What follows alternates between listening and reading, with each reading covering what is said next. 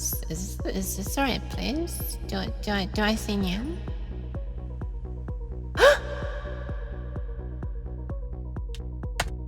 Hi! Oh my god, I swear I was just adjusting my position. I wasn't trying to dodge that that bauble. Mobile, I nearly said. Thank you for the hat clipping head pat. The HCHP. Wait, that's almost, isn't that like almost the name of like a serial adapter, something. Anyway, hello! Hi! Welcome! Hi! Key! Thank you for the positive check and hydration. Yes, I'm sorry, Stu, you're beaten to it just by like a... Well, it must have been by like a couple of minutes, actually. But don't worry, I've already saved the kidney, so I've refunded you, Key. I'm gonna hydrate as well. Exactly how much... important... Oh, whatever. And exactly how much is saving the kidneys, I'm not sure, but anyway. With kidney scares reasoning. Let's turn this down a bit. Boop.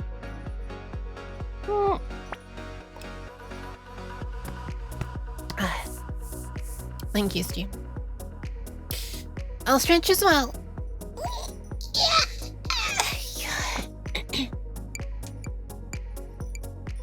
I swear people are only throwing the baubles at me when I'm moving. Maybe I just want... Wait. Oh my god, I just noticed. I just noticed. There's still a ghost going around my window, even though I've got Christmas lights up. Okay, well, I guess this is joint Halloween and Christmas theming right now.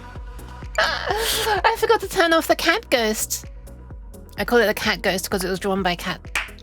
K-A-T. Jeez, that was a good slap. Welcome in, Fox. Hi. Welcome in, Bonmas. Hi. Welcome in, Topo. Hello, Anshit. Hello, Nico Dayo. Welcome.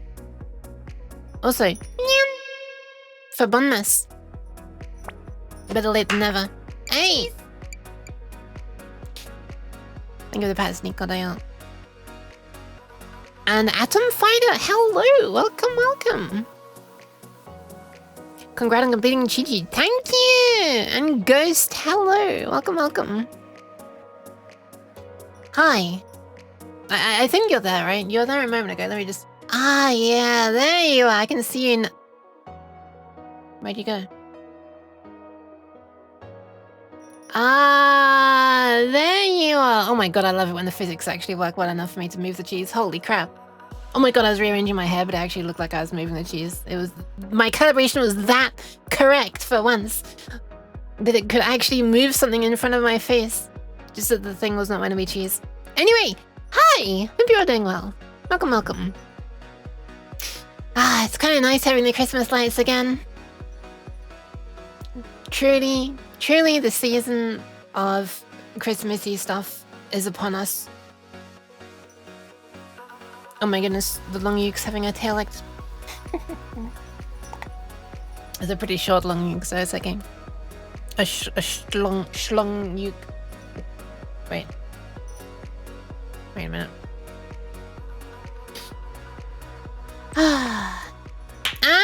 Please! Silent! Hello, hi. Almost it sounded like I was about to be saying silence! No more slapping.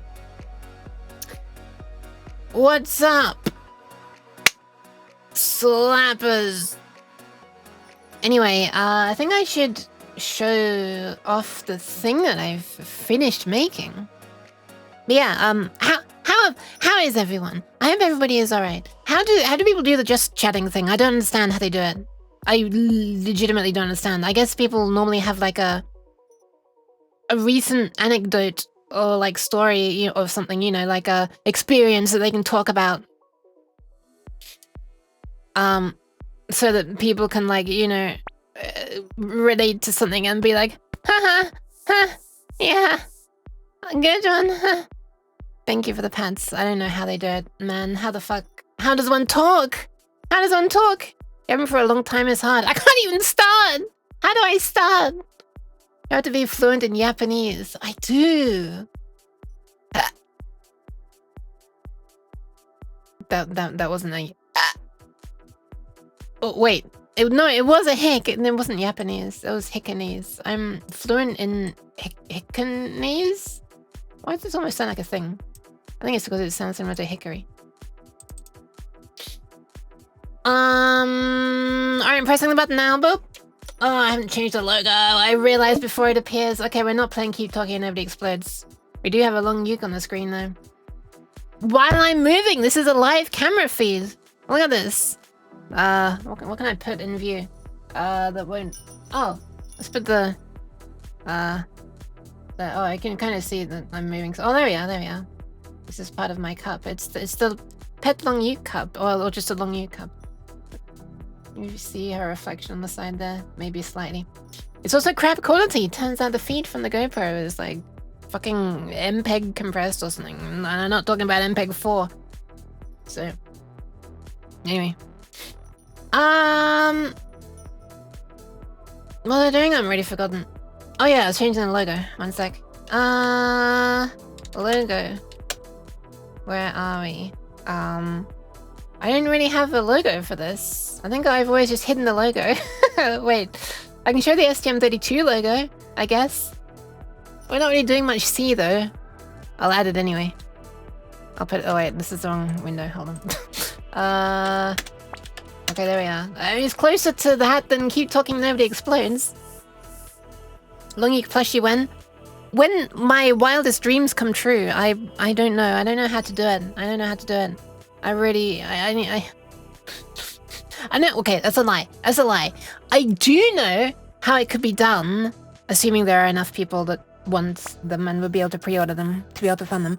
But under the very strong, unfortunate condition that it would be a limited time thing that runs for literally 1 or 2 weeks, and I don't like that. I don't like the FOMO, but I guess it has to be done because this is how the businesses work.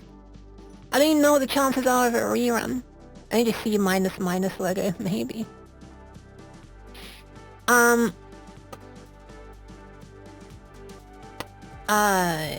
Something.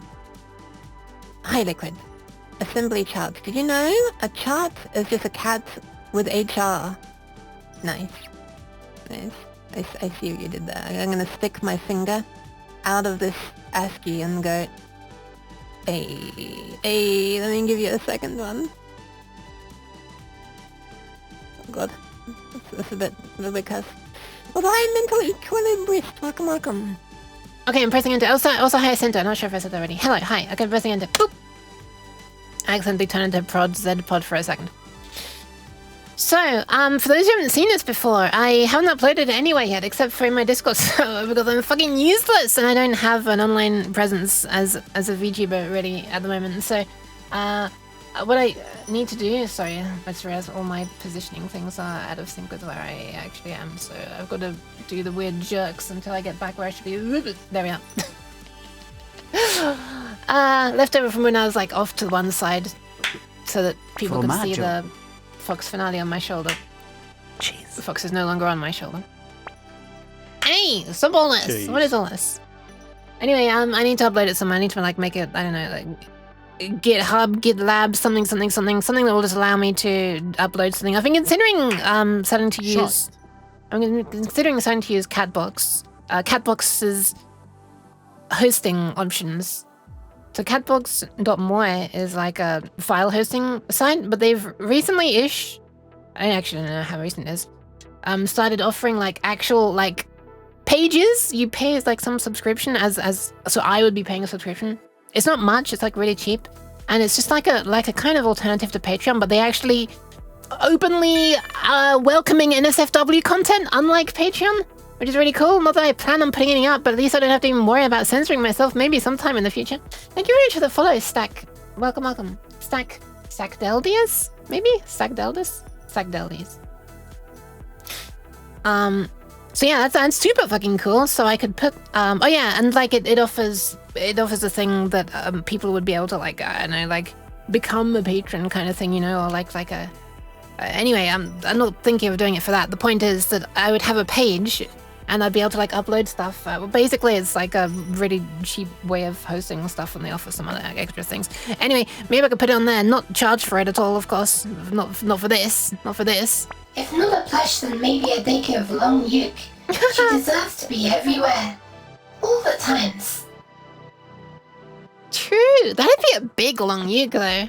basically we want a small, well, I don't know about I personally would like a relatively small long uke. So it'd basically just be a pillow, a normal sized pillow maybe. A uke computer case? A uke computer. Cheese. How dare you? I heard the sound and I thought it was a bauble. But it was cheese. Maybe I misheard. Not too shabby. Let me pat your head. Ah! Okay, the animation does work now. As terrible as the animation is, it does work. Can be a placeholder that'll never change for a better animation. Whoa! I saw that land on my hand. No, that hand, this hand. With the really weird collider. Why did I ever change it to not have the... Why did I ever change it having the collider and it's less accurate? Well, I can't even remember. There was a reason. Clearly a long yukataki would be modular. Oh!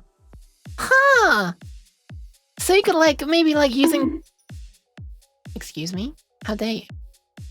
So it could be like, you could use like maybe zippers or like little poppers, like buttons to attach the things together, and you can have long ukes of all kinds of lengths. Yeah, you could have short long ukes. You could have long ukes. Sorry, I'm just fixing my thing.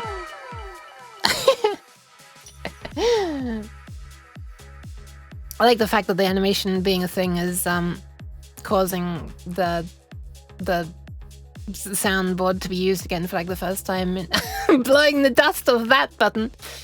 It's been a long time since the soundboard's been used much. I feel like people just in general, like across all streamers on Twitch, just in general at least, like soundboards are just less of a thing nowadays, right?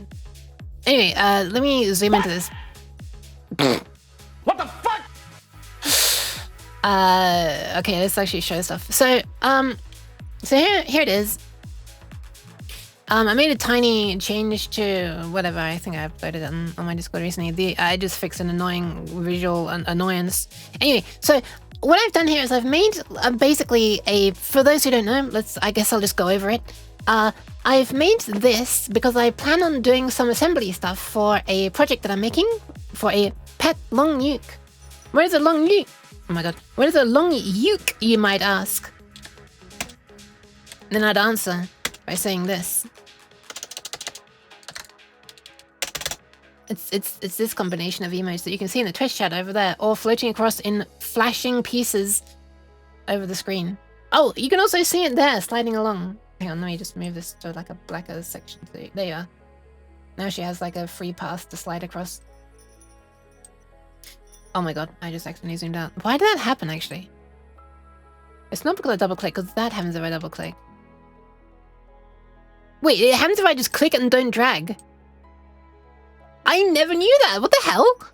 Anyway, it's meant to be like a Tamagotchi style thing, but with more animation and running on far bigger batteries. But still, I plan on having it like last like a few months on batteries. Right now, most likely it's going to be 3 AA batteries. So bigger than a Tamagotchi, but yeah. Also having a little bit more sound than just beeps. So very primitive speech and stuff. Anyway, and a bunch of mini games and stuff. Anyway, that's all very far from now. And I wanted to be able to so right now I've built a general purpose function to be able to draw sprites at different locations. What's running right now is like a bit of a stress test. We have rain falling in the background, which this video feed is really not seeing very well. It's sort of falling in like a top left or bottom right kind of way. Oh, hang on, let me do it correct for you on the screen, like that. This kind of direction. And then we have this transparent animating worm-like thing sliding along on top of the rain. So the body of the long uke there is the rain is not showing through that. And then on top of that, there is slowly moving snow, and the snow is like inverting, XORing with what's below it as it slides over. So as it floats over. So yeah, it's a bit of like a stress test / just proof of like just a test of the drawing functions. Anyway, give it up for long uke. Yeah, hell yeah. But not too much. We don't want to scare her too much with all the loud noises. Anyway, the current function it's drawing a sprite is, it's not exactly slow, but it's going to be called a lot of times in the drawing of one frame because there's going to be like lots of separate trees on the screen at once. We got that working, I think, on the last stream where I actually worked on this project. I wonder what that was. World Gen, I think it might have been. Yeah, it was this. Thank you for the pats, by the way. And thank you for the post-check and the hydration as well. I'll do that right now. Oh.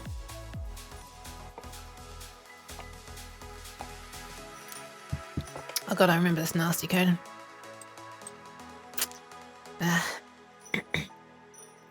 Anyway, oh yeah, thank you, past Duke, for that note. Hey! Cheese? Why? The added bauble redeem is throwing off my muscle memory. I'm sorry! Actually, let me just make the bauble redeem 10,000 fangs so that it appears at the end of the list. There you are, that'll fix it. Don't worry, I'm not gonna do that. I'm joking. Anyway, yeah, so I feel like although the drawing function for the sprite is not terrible, I feel like it can be better. And it's like probably like one of the hottest pieces of the code in the entire project. Like that's gonna be called all the time. So I feel like it would be worth maybe putting in a bit of effort trying to make it as fast as I can. Because the faster it is, the more time the microcontroller is going to spend in this ultra low power consumption sleep mode, where it uses like around a microamp. Yes, really a microamp, not a milliamp. And obviously the longer it can spend in that state, the longer the batteries are going to last. So yeah, so basically it draws the frame, and then once it's drawn, it goes to sleep for a certain amount of time, leaving a low power timer running to wake itself back up. And then it's time to draw the next frame, draw the frame, and then go back to sleep. And that's happening around 13 times a second. Hi, Zaflin. Welcome. Yeah. This is an STM32. Well, this is an LCD, actually, that you're looking at right now, but it's being driven by an STM32. Yeah. So I wanted to try to make a function to, I wanted to try to make my own assembly function to do this. And there's like several datasheets for that. I mean, obviously there's like the technical... Wait, is this... Oh, this is ARM specifically. This is the one I'm using. By the way, if you're interested in which one it is, it's this one. That's the STM32 board. Got a dev board yourself? Hell yeah! I never got the dev board. I got the individual... what do you call it? The microcontrollers themselves. The surface mount components. And then I bought what is it? I need to look at the board. I don't know. I forget the package size. QFP? LFP? Was that the thing? 64? Anyway, I got one of those breakout circuit boards, and then I spent an entire stream trying to surface mount solder it to it, and I got it working in the end after I killed one by mistake, but I bought 10, so it's okay. So yeah, so I just have it running on like a little breakout board. It's just the chip itself, and then on the back side I've soldered a few capacitors as well. And then it's all you know what? If I uncrop the view right now, will you see it? There's a chance. Yeah, I can probably make it so you can see it. I'm a little bit concerned that I'm going to accidentally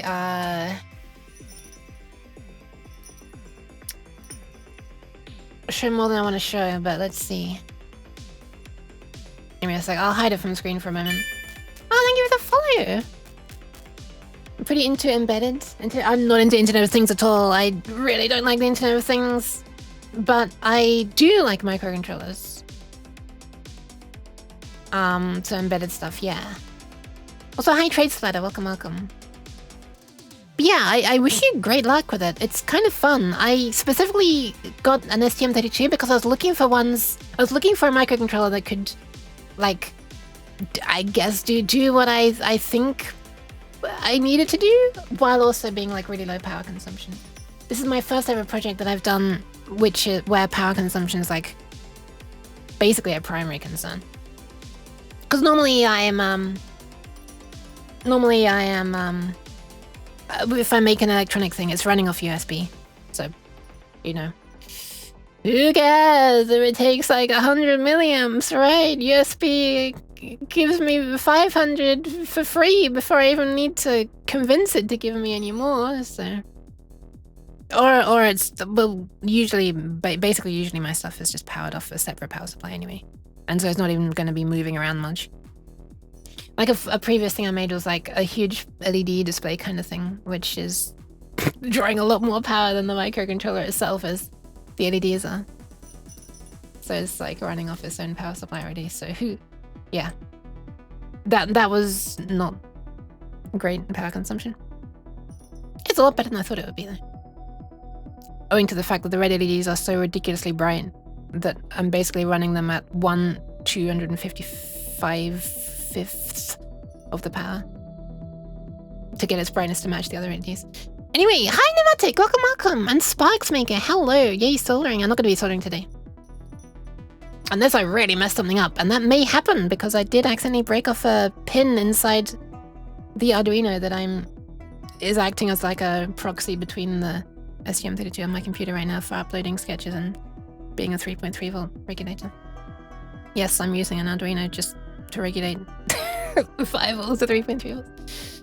Anyway, let me do a thing where and then I had to like resolder the pinhead on the Arduino. I did that on the stream. Although I wasn't showing it, I was just narrating it, I guess, because I wasn't even meant to be a soldering stream. Okay, I'm hiding the thing for a moment, and I'm going to see if I can change a thing about this camera to make it more wide angle, and then I'll uncrop the view in the right direction, and maybe you'll be able to see the little board. Let's see. Ooh, you can see a lot of things. I'm gonna see more than I want you to see. Where is the board actually? Oh, it's all the way up. Wait. Oh, it's that thing! Oh, what a terrible angle. You can't really see it actually. Think of the pads. Okay, let's turn it back on. Boop. Oh yeah, right, just additive mixing. Hold on. I can kind of, you can see it a little bit. So yeah, down there, this is the LCD. And then, I might as well just hide that. Oh, wait. There we are. So there's this board here, which at the top, wait, I can't even point to it because I've hidden my screen. I didn't think this through, one sec. Fine, we're gonna have text in the background. Actually, I could just minimize this, right? And then this. There we are! Now I can point. So this board up here is, the one that I originally made for... Why am I being yeeted? Rainy! Oh my god!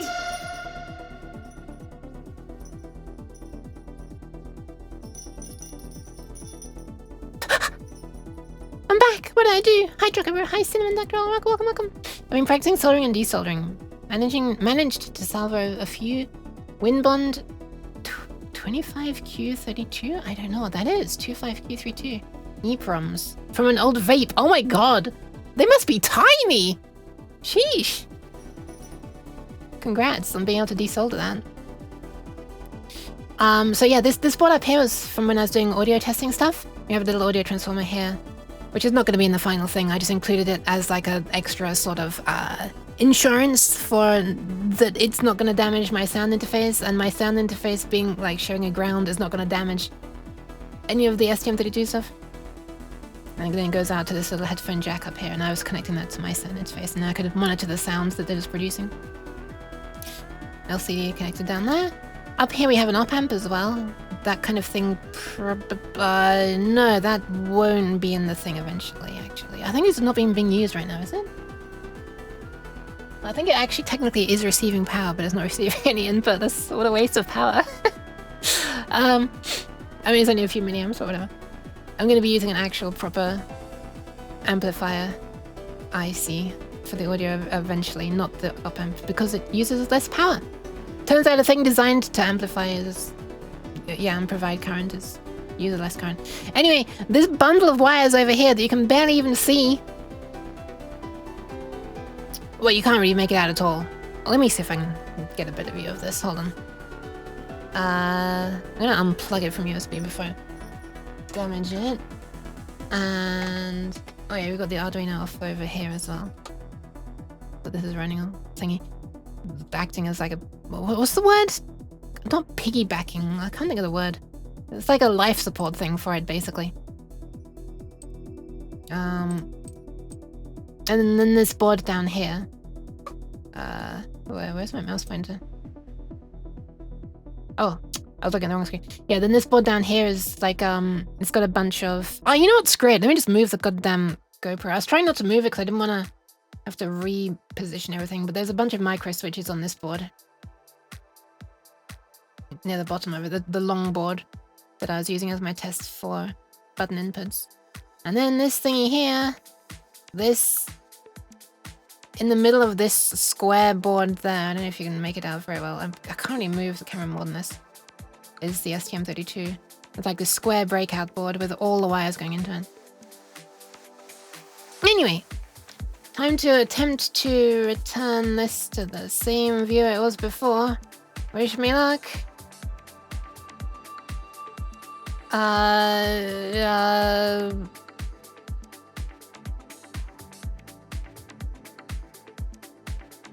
Okay, that's not a million miles away, actually. I think if I just slide this over a bit... Oh my god, look at that! Wow, that wasn't too hard. Kinda. It says fumbling to actually make it correct. Yeah, that'll probably be right. Let's plug it back in. And press reset.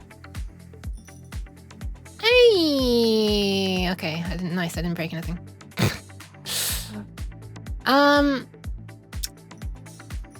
Where's my thingy? Here it is. Ta-da! We're back in business. No laser pointer? No. Oh, Exclamation Socials works for that one. There you go. That includes the Discord as well. I think the Discord link actually works. Hopefully. I had to remake it recently. One of your favorite BIOS... But Discord... Oh my god, I read BIOS. One of my favorite Discord BIOS for a long time was, why is my breadboard plastic? What? Wait, why would it not be? Long Yuki's gone, don't worry, she's back, she's back, she's back, Cinnamon. You're telling me this board is bread? It has been bread. The little snow is adorable. Thank you! Is this me or does the rain show up better since I like repositioned things? Maybe there's a better power connection. Anyway, let me show you the cheat sheet. Let me actually show you it. So this is what I've been working for like a few weeks on and off. So the STM32 that I'm using has an ARM Cortex M0 Plus CPU. And yeah, so this cheat sheet is for that very, very small subset of the ARM instruction set. Yeah, and that's the compiler I'm using. And yeah, this CPU is used in this series of microcontrollers. Like, as I said, the one I'm using is that one. I don't remember the name of it off the top of my head. L052C8. Well, it's not actually even the C8 that I'm using. I think it was R8 in the end, but whatever. That's the difference in that is... I think it was only the package? I can't remember exactly what it was. I might be misremembering anyway. Yeah, it was R8 I'm using. R8 T6. Oh wait, I think I made a... Oh, that's on my laptop. Shit, I never copied it over. I made like a text file that explained all the different letters in the model name, what they actually mean. But I didn't copy that over from my laptop. Yay! Anyway, there's some things there. There's a bunch of QR codes if anyone's interested. These link to the... These link to the... This text and like all the references, the data sheets that I used. Or you can just screenshot it and painstakingly type out the URLs. You can find me at the place that you're finding me right now. Anyway, let me show you the actual stuff, shall I? So, all of this entire datasheet, I have diagrams that look a little something like this. I'm actually going to hide the camera feed right now because it's just distracting.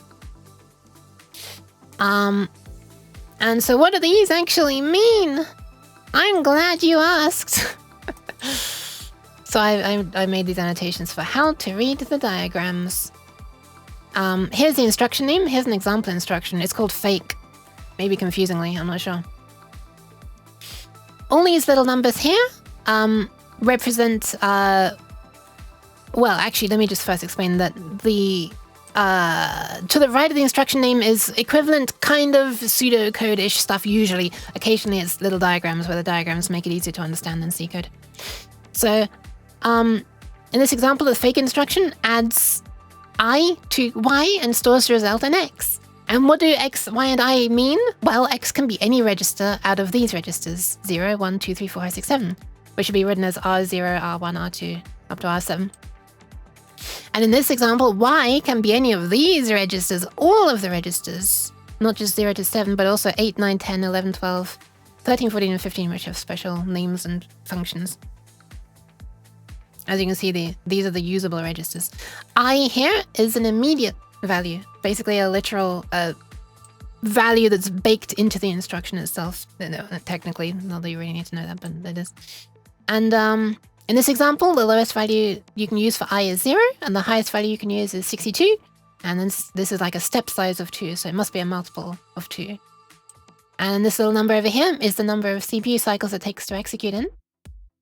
And then these things that look a little bit like weirdly stretched flags are so shaped because they tell you which condition flags they update. So N means the negative flag, Z means the 0 flag, C is the carry, and V is overflow. And if it's a red arrow pointing at them, then it means it writes those, and if the green arrow coming from it... I tried to not make this entirely color dependent for people who are colorblind, so the arrow direction is different as well. But then that means it uses the carry flag in order to do this. Thank you for the follow, Alva! Hello! You get turned programming into a roguelike deck builder. Oh my god. This is the card, yeah, you could like print these off. Oh my god, should I... Oh, that'd be so weird. To make it like a trading card game, where the cards are ARM instruction things. Do you reckon ARM would have something to say about me selling trading cards of their instructions?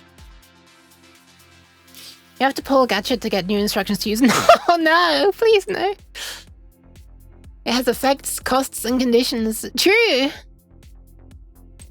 And some of them like take only a single turn, and some of them put you out of action for like 2 or more turns. Doing that with Risk V might be more legally viable. Okay, okay. Risk 5, I should say. Okay, so so X is always the first. So how do you actually write this? So in this example, you would write fake space, and then the next thing you'd write would be the register name of this one, for example. Well, let me just actually write this down. So it'd be like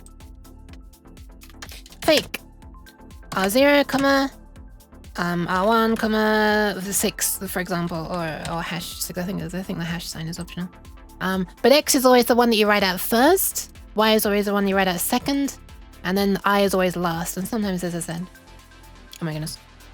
So as it says here, X, Y, and Z represent the names of any listed registers, and I represents an immediate literal optionally preceded by a hash, and this is always a last one. And yeah, these are the operands. They're always written in this order, and separated by commas. I should probably change this text slightly. That makes it sound like I've always written them in this order, but what I actually mean is you always need to write them in this order in assembly. Anyway, here are all the possible registers. We've got 0, 1, 2, 3, 4, 5, 6, 7, 8, 9. I'm going to skip these for a moment. Then we have this one, which is the stack pointer. And this one, which is the link register, and PC is the program counter. I think I explained what these do somewhere. There's a little bit of prior knowledge assumed in that you know what a stack pointer is and a program counter. And the link register is just the thing where, well, actually it is explained. It is explained in the branching section. I'll get to that. Is this entire stream actually just going to be me narrating about this picture? I think it might be. Where's the cat counter? There's only ever one. It's okay. Actually, it's not even true. I did a collab with Bixia, so then there were 2 cats in the stream at the same time. How many instructions exist for M0+? I don't know, actually. I've never counted them exactly. I have not included every single instruction. I've gone as far as including... These are like the... I guess the most specific general purpose miscellaneous, however you want to call it, ones. Ones for enabling, disabling interrupts, waiting for events, and then a good old NOP. But there are a couple I didn't include that are for like really hardcore, more hardcore stuff, and I feel like it's actually not even super necessary for the microcontroller that I'm coding for, because it only has a single core. But there are instructions for like synchronizing data. Wait, how's it synchronizing memory like between the, like across all threads and stuff like that? Which is like, yeah, I don't know. This is a little bit beyond me. I still don't quite understand it, even reading in details about the data synchronization boundary and something else. I didn't quite understand the difference between them, and so I haven't included them. Maybe I'll make an update to include it at some point, but I personally wouldn't be able to make use of them because it's just a single thread that I'm running. I think I wouldn't be able to make use of them. I feel like if you do need them, then you're probably advanced enough to be able to use them already. That's my get out of jail free card. Now that we have the cheat sheet, we just need to do who reading stream where he reads the data sheets. Yeah! Oh wait, does he read data sheets? I'm sorry, my voice is like really nasty and hoarse sounding right now. I'm gonna be a cat, not a horse. But anyway, basically stack pointer is a region of memory near the end of the memory where you can store a value. It's a single word, a 32-bit word. This is a 32-bit CPU, so all the values are 32 bits. You can work with smaller ones, and there are special instructions to isolate just the lower 8 bits and the lower 16 bits and stuff like that, but every register is 32 bits. Thank you for the hydration.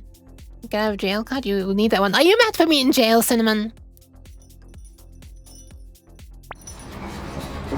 I fucking knew it. Thank God I got that drink in time. Thank you for the posture check as well, Stu. Keeping it even, keeping it balanced. I have become a horse, apparently. All the baubles are shooting at max strength. I can't land any. I'm sorry, Fox. Jail a horse. Yeah, that should be the name of the redeem. Wow, look at this. When it's black and white, it looks like static. Like TV static on my...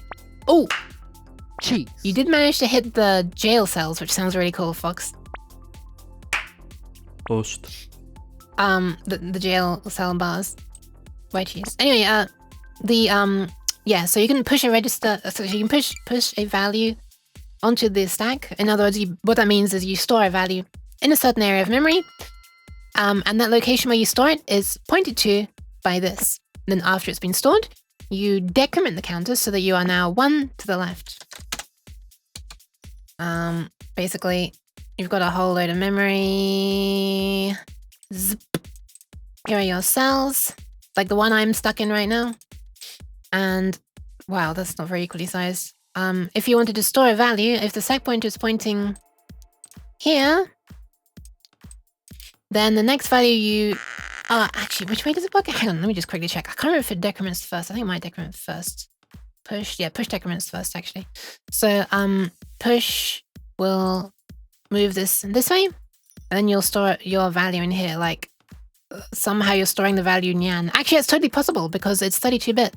So you could store 4 8-bit numbers that represent the ASCII NYAN, even though ASCII is 7-bit. And afterwards, if you want to store another thing, the push instruction will go zip, and you can store something else. And then there's also pop to do the opposite, which is you move it... Oh no, you move this first, sorry. So when you pop, you read what's here, and then it gets stored somewhere else. It doesn't technically free it from memory probably, but it's effectively free. And then it slides that afterwards. So the next one you'll pop off is this one. Pop off, queen. Anyway, that's the stack pointer. Link register is a special place where when you branch to a new place from a previous place, it stores what the next address would have been if you hadn't branched. So that means that once you've finished in your new place, you can then branch back to here.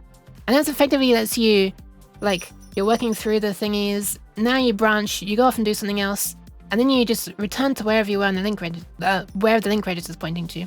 And that's back here again. And then you can just continue working down. Basically, it lets you have functions that you can return from. And in PC, the program counter is the instruction of the currently executing instruction. Technically, it's like the current instruction plus 4 bytes, but don't worry, you don't actually have to use it raw dog. And these ones are actually just general purpose, but they show up with different names when you disassemble them with the GCC or the GCC assembler thingy. Even though they're not used as what these things stand for, SL, FP, and IP. That's still what they show up as when you disassemble it, so I include this bit of info here, because if you disassemble some stuff that, if you type like MOV R12, and you start seeing MOV IP, and you're like, oh, what the fuck is IP? It just means R12. Gas, yeah. Gas. I want to step on the gas. Tonight, we fly. Is that the lyrics? I don't even know. Raw cat? Yeah, raw dog, raw cat. When writing assembly, you have to remember, in terms of speed, there's barely any contender. But, oh, wait a minute. This is a poem! When writing an assembly, you have to remember, in terms of speed, there's barely any contender. But woe is the one to write in this crazy language, for there might be... Wait, never mind. When writing assembly, you have to remember, in terms of speed, there's barely any contender. Was I doing that badly? But what is the one to write in this crazy language, for they might lose their mind and go on a rampage? Yook won't though. Yook is smart. For Yook is a programmer autistic in her heart. Oh, why did it say hurt instead of heart? Robo Yook, you were doing so well. Thank you for the poem, City Robo. I understand that you wanted to hear Robo Yook read it instead of me. Yeah, it didn't show up as you having used the redeem the first time. So it didn't count, thankfully. It didn't like you use your thingies. Anyway, so an example, to use the fake instruction to do R2 equals R3 plus 40, you'd write this assembly. Fake R2, R3, 40.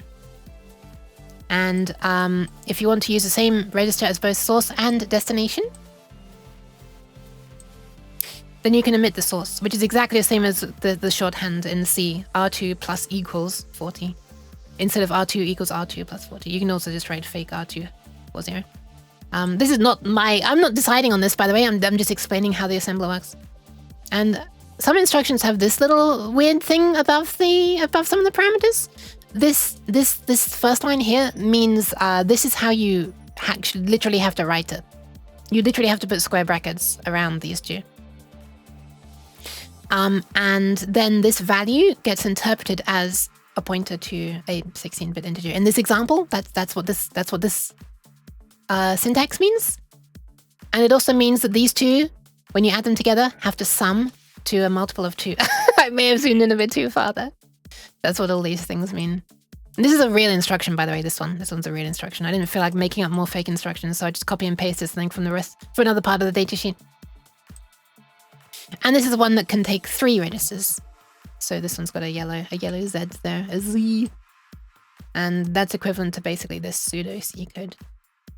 Take these two thingies, add their values together, interpret it as a pointer. And then add that location in memory, store R1. That's what that's doing. And then here's one final example where I didn't even put any pseudo C code because frankly it would have been many lines and it would have not been easy to read, but basically it's more easy to understand if you just look visually. You put a value in as Y and bits of it get chopped and copied around and stored in X. That's basically what this means. So if you were to type rev sh R0, R1, R0 gets all these rearranged things put into it, and R1 is where they come from. And what this instruction does is it basically swaps the lower 2 bits. It acts as if you have like a signed 16-bit integer stored, basically. And all it does, but it's big endian instead of little endian, and it swaps the 2 sides around. Little endian instead of big endian, I should say. Am I saying this the right way around? Big endian means the larger, most significant byte comes first, right? Why do I still get confused between with the terms of endianness? But anyway, it swaps the 2 lower bits and ignores the upper 2. Sorry, the 2 lower bytes, and it ignores the upper 2 bytes. And it preserves this sign bit. So it like copies this 1 bit and like duplicates it all the way across in this, because remember, every register is 32 bits. So in order to like use this as a usable 16-bit value, you need to like so-called sign extend it. Anyway, the fastest is a steady hand and a magnetized needle. Is it? Is it? Anyway, that's what this means. These bits become these bits become these bits. I decided to write it out, but I feel like it's fairly... Once you realize that these are representing bits in a word, I feel like it's easier to just look at it and... I don't know, maybe I'm like really visually learn things. Anyway, I included some general purpose information about how to actually use assembly along with C code. I'm gonna go into that right now. Let's look at some instructions. Why cheese? Here we have a bunch of addition and subtraction instructions. Yeah! Cheese. Cheese! Hopefully these are readable once it's been compressed by Twitch. If I don't like keep doing this, cheese, then it should be readable. Why so much cheese all of a sudden? What is this? Did I ever say hi to City Robo as well? Hi. Also hi to Heatmap. So I tried to separate these instructions. I tried to, whenever I'm looking at a bunch of similar instructions. Oh, I should also mention, this is... Tiri. It is cheese. Hi, Kierno. No, City. Something I dislike about ARM, maybe this is the same in other instruction sets as well, but it's very annoying that they use the exact same sequence of letters, like the instruction is named the same thing, but it is not always actually doing precisely the same thing, as in it expects different parameters. Like for example, there is an instruction called add, ADD. This one takes an X and a Y and an immediate value, but there's also an instruction called ADD that just takes an X and adds Y. But they're both called add, which is kind of annoying and like a potential source of confusion. So I tried to like separate them out into like different columns and rows and sections of the table to like explain, okay, so here is the version of the adding that will override a register and leave the flags not changed, because that was a common thing that I saw, that, you know, there was like some sort of symmetry between add and subtract, as in like they both have one of them that doesn't set the flags and can like, yeah, do stuff. Operator overloading. Yeah, it kind of is like that, isn't it? Actually is. Huh, I actually didn't realize, but yeah, there is totally an alternative. There is totally like a higher level language equivalent as well. So these are the ones that set the flags. And then this column here is for ones that take you're adding an immediate value, so it's known at assembly time. I was going to say compile time, but yeah, it's assembly time really, isn't it? And these are the ones that take a register. And similarly, here are subtractions. Also, this section down here is for ones that store the value in a new register, like this. And then these ones do not. So for example here, you can choose either, if you want to be able to access like loads of values all the way up to like even literally the program counter. Yes, this instruction lets you add a value to the program counter to like skip over things. You can actually do that. It takes slightly longer, but you can do it. Then you can use add, but you have to store the value back where you got it from. Alternatively, you can use this version, and then you can add any value, not even known at runtime. And wait, that's the same here. But you can store it in a different register. Is the difference. But the penalty is you can only use the lower 8 registers. And in fact, most of the instructions in this set, you can only access the lower 8. There are only like a very few instructions where you can access all 16. And the instructions that let you access all 16 lend themselves really well to being things that you would use for like, say you're executing a loop and you want the loop to happen a certain number of times, and then once you reach the limit number, like you want to go from 1 to 10, and once you reach 10, you want to break out of the loop. So you'd have a counter that's going 1, 2, 3, 4, 5, 6, 7, 8, 9, 10, and maybe you don't even know what the limit will be. Maybe it could be 10, maybe it could be 50, and it'll change at runtime. These instructions are really good for that. So add, you know, you can have your counter stored somewhere up here in a higher register, so you're not like using one of these more compatible low registers. You could just like, for example, use register 11 for the current counter position, which goes up by 1 every time. Add can do that. Add can add to the high registers. And then you could have like your limit stored in 12, for example. And then if you look down here, there is a compare instruction that can also access these high registers. So you could compare the limit to the value to the limit and see if you can pass it and stuff. Anyway, every time I come to a yook stream, it restores my faith in humanity. Is the sheet working or is it shit? I haven't actually used it yet. I'm hoping that it's correct. I'm starting to doubt whether I'll have time to use it on this stream because I'm more just turning this into like some kind of educational tutorial at the moment.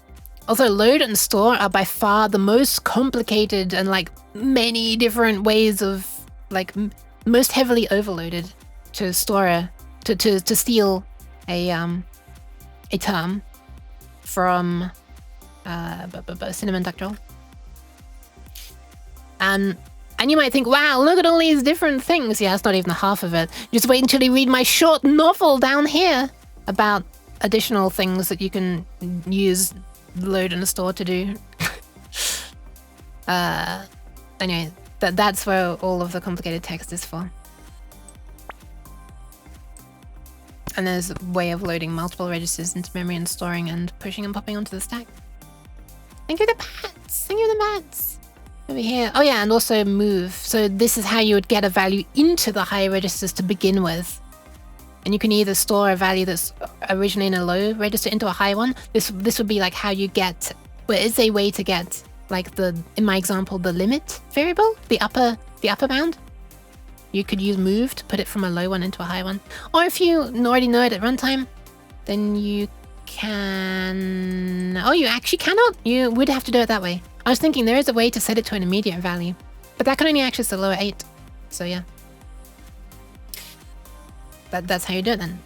I think it's just those 3 instructions actually. You've got the move, you got the moves, like Jagger. You've got the compare, and you've got the add. I think that's all of the instructions that can access the high 8 bits.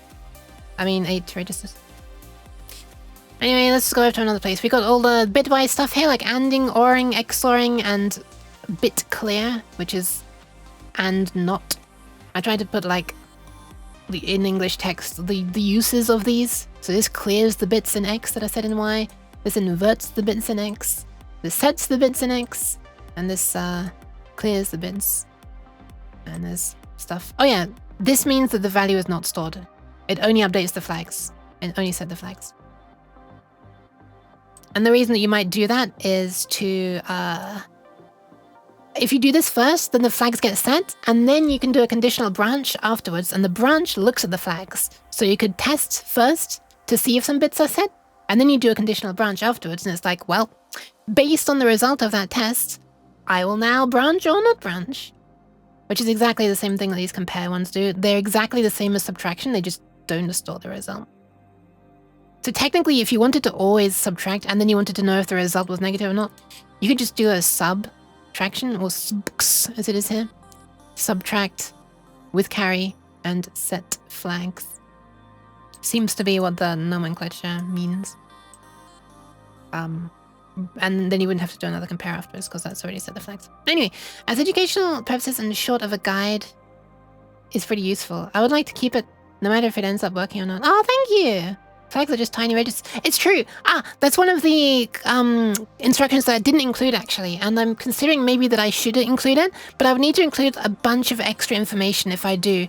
There is an instruction to copy bits from a special purpose register, and I know I said that these ones are special purpose, but you can often just read from them anyway.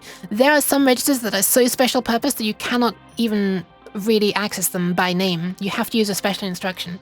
And one of those special registers holds the carry flags.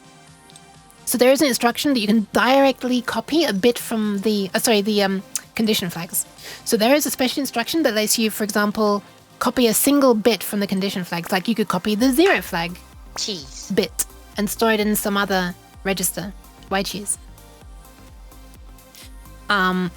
I haven't included that instruction. And that's because usually you want to... I probably should include a way to do that, shouldn't I? The more I think about it, I probably should include that on this sheet. It's just so, like, super specific, though. Because normally if you, like, care about whether 0 is set, you can just branch in a way that checks the 0 flag. There are, like, ways to check that here. And there's ways to check special combinations of them as well.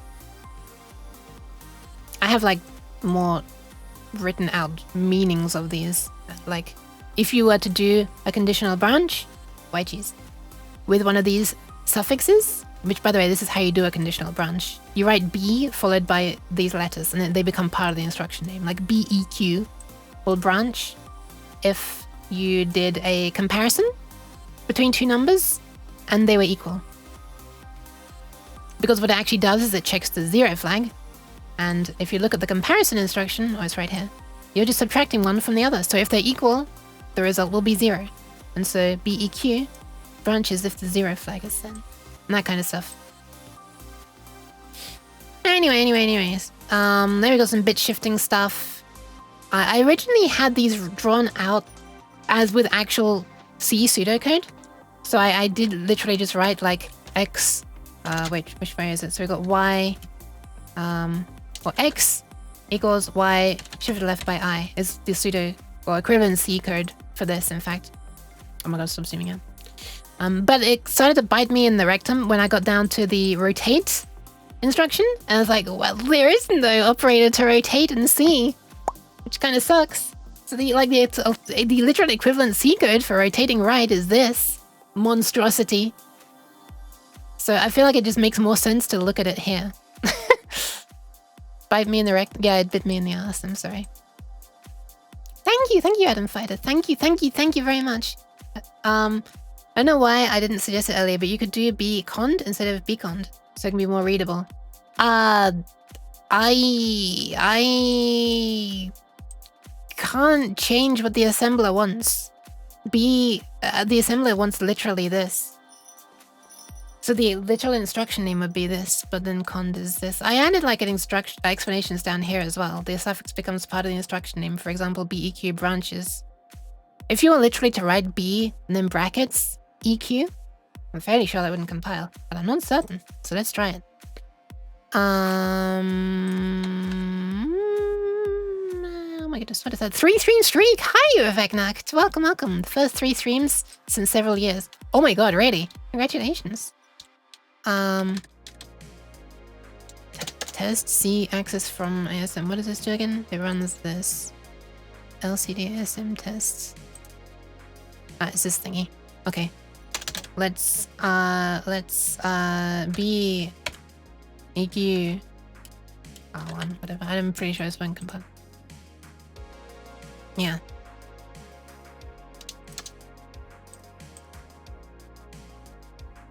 Oh, that one doesn't either, actually. What the hell? Wait, what's the problem? Wait a minute, where are we? Undefined reference to R1.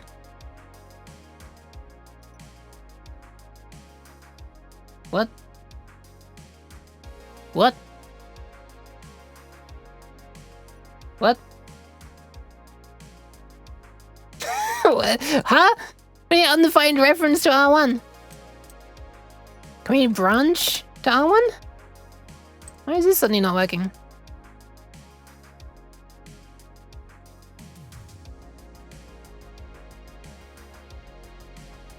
Oh, you're right. It does want to label. Sorry, BX is what I have to do for R1.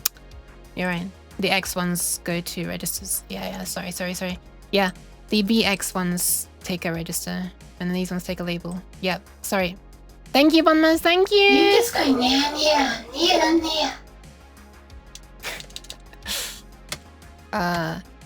Some label. Some label. BEQ. The most pointless instruction ever. Just branch to the way you're about to go in the first place anyway. Wait, what? Oh, okay, code one. That works. Does that actually work though? No. Okay, bad instruction. There we are. That's it. That's what I was looking for all this time. Bad instruction. Naughty. I mean, so cons, this means to replace with condition name. Yeah, I was trying to make it, I was trying to write it like literally though, in a literal way. I could like color this differently. Oh, maybe I should color it gray. Oh, that's gonna be hard to read against the blue. But then it would stand out. Or maybe it'll make it light blue. So then it matches the color of this. Oh, that's actually a pretty good idea. Yeah. Something to make this stand out.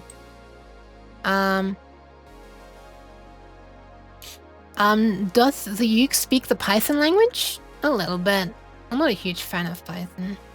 But I use it when I have to, which is for machine learning stuff. Because it's illegal to not use Python for machine learning, I guess. Seems to be the case, right? Wait, what the?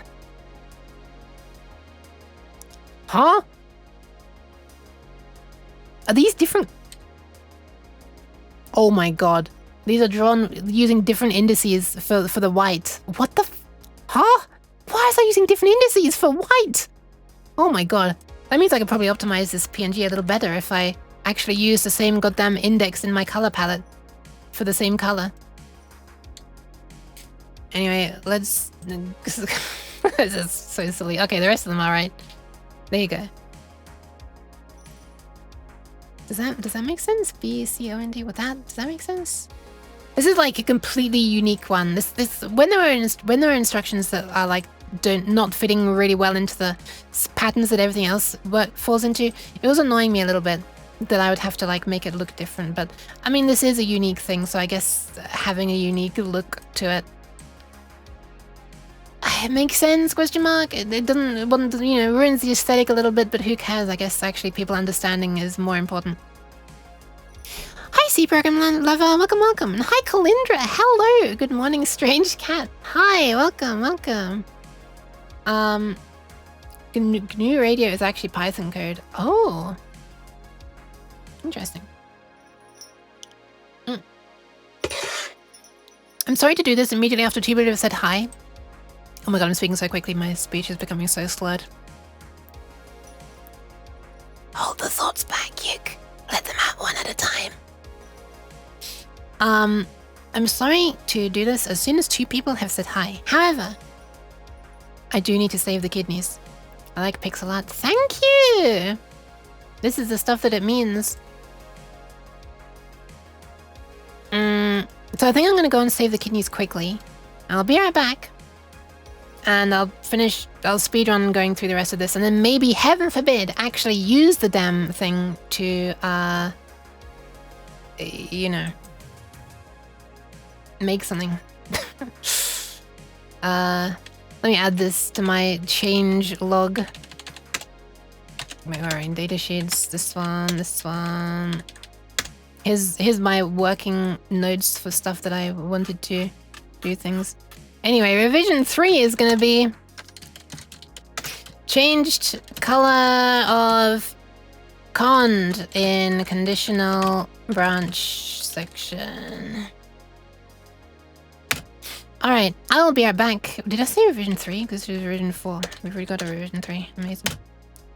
Okay, I'm going to be right back. I'm going to go and save the kidneys. Anybody else, please use this as an opportunity to save your own kidneys. Maybe drink something, maybe eat something, stretch your legs, stretch your eye muscles. Stretch my balls. I'm currently practicing pixel art. Nice, that's pretty cool. I'm terrible at art, really. I'm using Aseprite, which is a pixel art program, as I'm sure you know, for making this. But I wouldn't really call this a typical use case of Aseprite.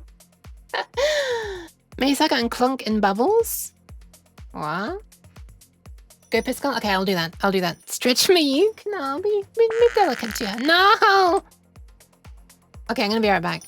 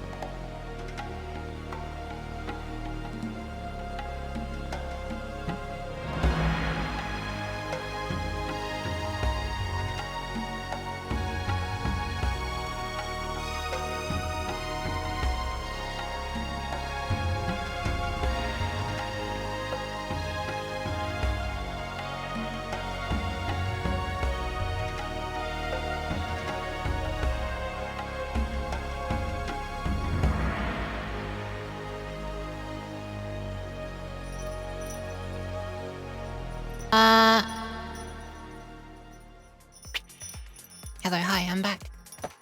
I just realized this is possibly the first time that I've done a stream where where I've actually not been way too hot and I'm actually able to keep my warming clothes on.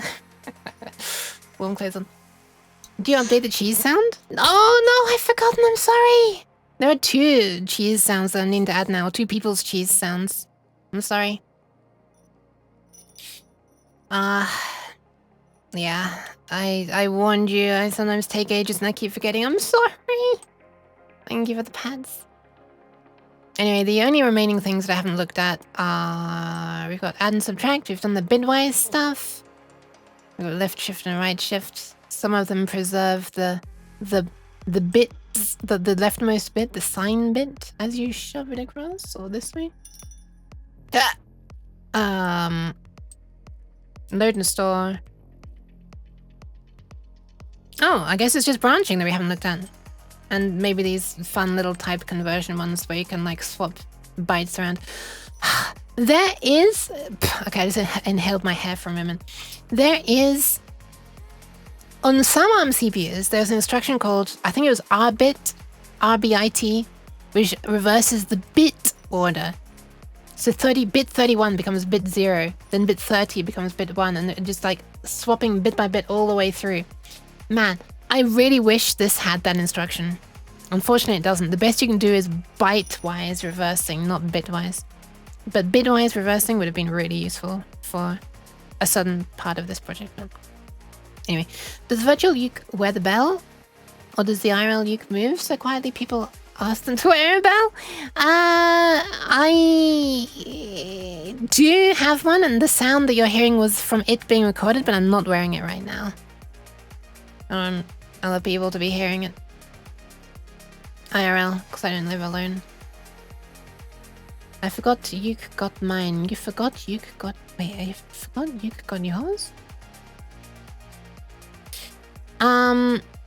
Anyway, yeah, so this right here, for example, is how to load a 16-bit number into here, by the way. And here's how to load an 8-bit number. And you might think, well, what if there's an 8-bit number in memory already? Why do I need to... What if these are all already 0? Why would I need to put 0 here? Well, you can only address memory in blocks of 4 bytes because this is 32-bit. So even if you have an 8-bit array, you're going to be looking at an adjacent 3 bytes here. Oh, hold on.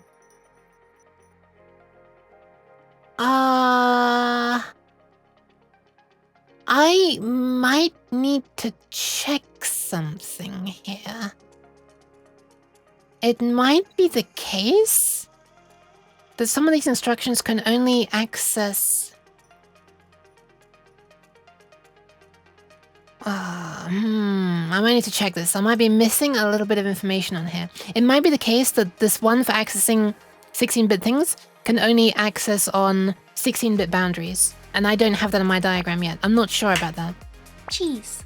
Obviously the ones for loading individual bytes, white cheese. Obviously the ones for loading individual bytes can access on individual byte boundaries. In other words, a multiple of 1 bytes. But it might be the case that this can only access on multiples of 2. And it might be the case that this can only access on multiples of 4. I'm not sure. Oh, wait, I'm being stupid. What am I talking about? What am I talking about? This is not even an address. This is just a value in a register. Never mind. False alarm. False alarm. Ignore me. We're not reading directly from an address here. This is the register. You've already read an address at this point. The value is now in this register. You're just changing what's in the register. Okay. It's fine. False alarm. Past yook. You did okay. Possibly. I don't know if it's accurate yet. I haven't tried to use it. I'm fairly sure it's accurate. Also, hello, Psychic Salad. Cheat Machete. Why is she sliding towards the poo, Psychic Salad? I mean, she's not really here because it's wrapped differently, but why is she looking... Why is she sliding towards the poo? What is this? Oh my god, Bunmas. Okay, and then finally we come to the branching section. And here you have the ones that you can return from. The ones with L push the value onto the link register, which I mentioned earlier. So these instructions store the address of the next instruction in LR before branching. So then if the new instruction does push LR to put it onto the stack register at the very beginning, then you can use all the registers that you want, including the link register if you want, as temporary place. Then when you're done, you can the value into the program counter that will move execution back to there. And there are restrictions on how far you can jump as well. Especially conditional branching can't jump very far. Which hopefully won't become a problem when I'm writing my own function. I feel like plus minus 256 is probably enough for one function, maybe? Maybe might not be, I don't know. But you could always do a conditional branch to a thing that tells you to do a bigger branch, I guess. Anyway. And here's an example of actually using branches and stuff. So here's an example function called waste time. And imagine that you branch with link to here. So the first thing that you do is store the value that's on the link register. Why is that a different color?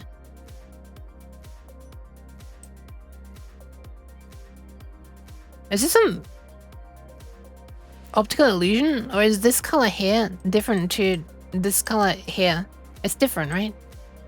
Why is it a different color? Man. Oh, and it's the wrong color there as well. Ah! Okay, I'm gonna have to fix this in the future. I'm not gonna do it right now. I'll just add a note.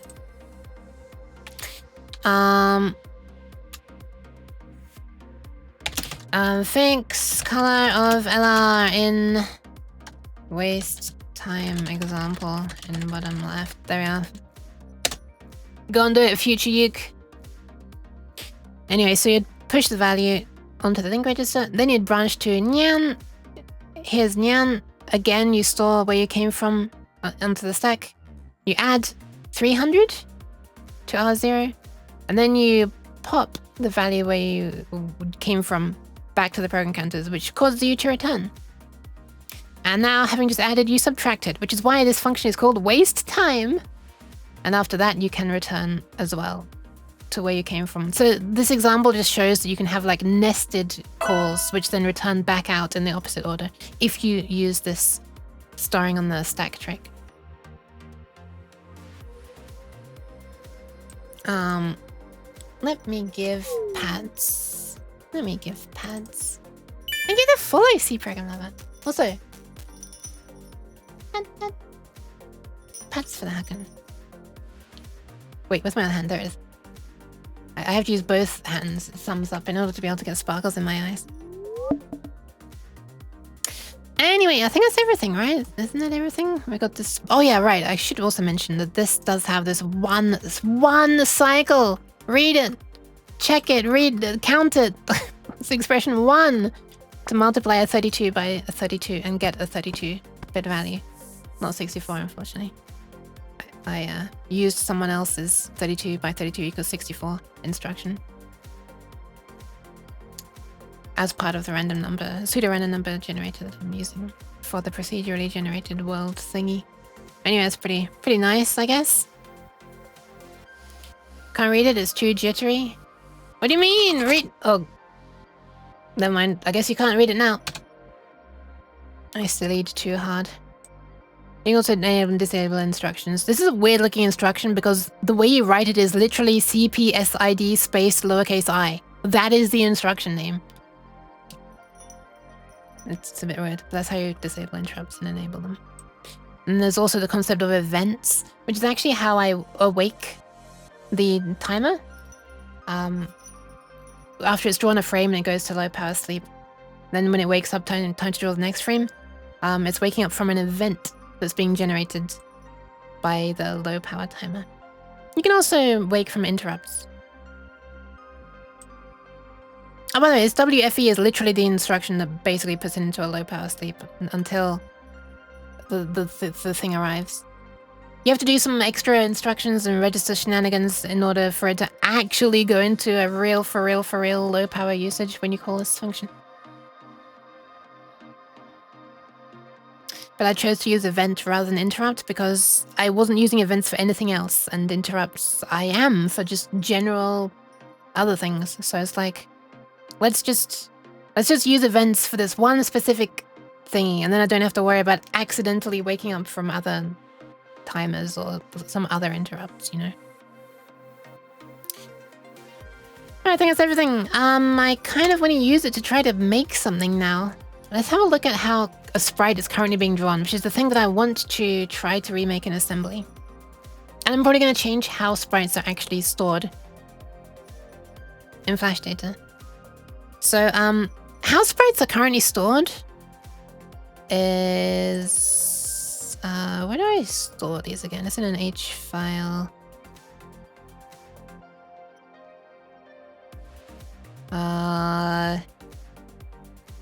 Big data must be it. Yeah, here we are. Finally made Twitch work properly again. Yay! What was wrong? What was wrong? What was going wrong? Did I remove the silliness? Yeah, I did. Yeah, so this is where you just have a bunch of arrays, constants.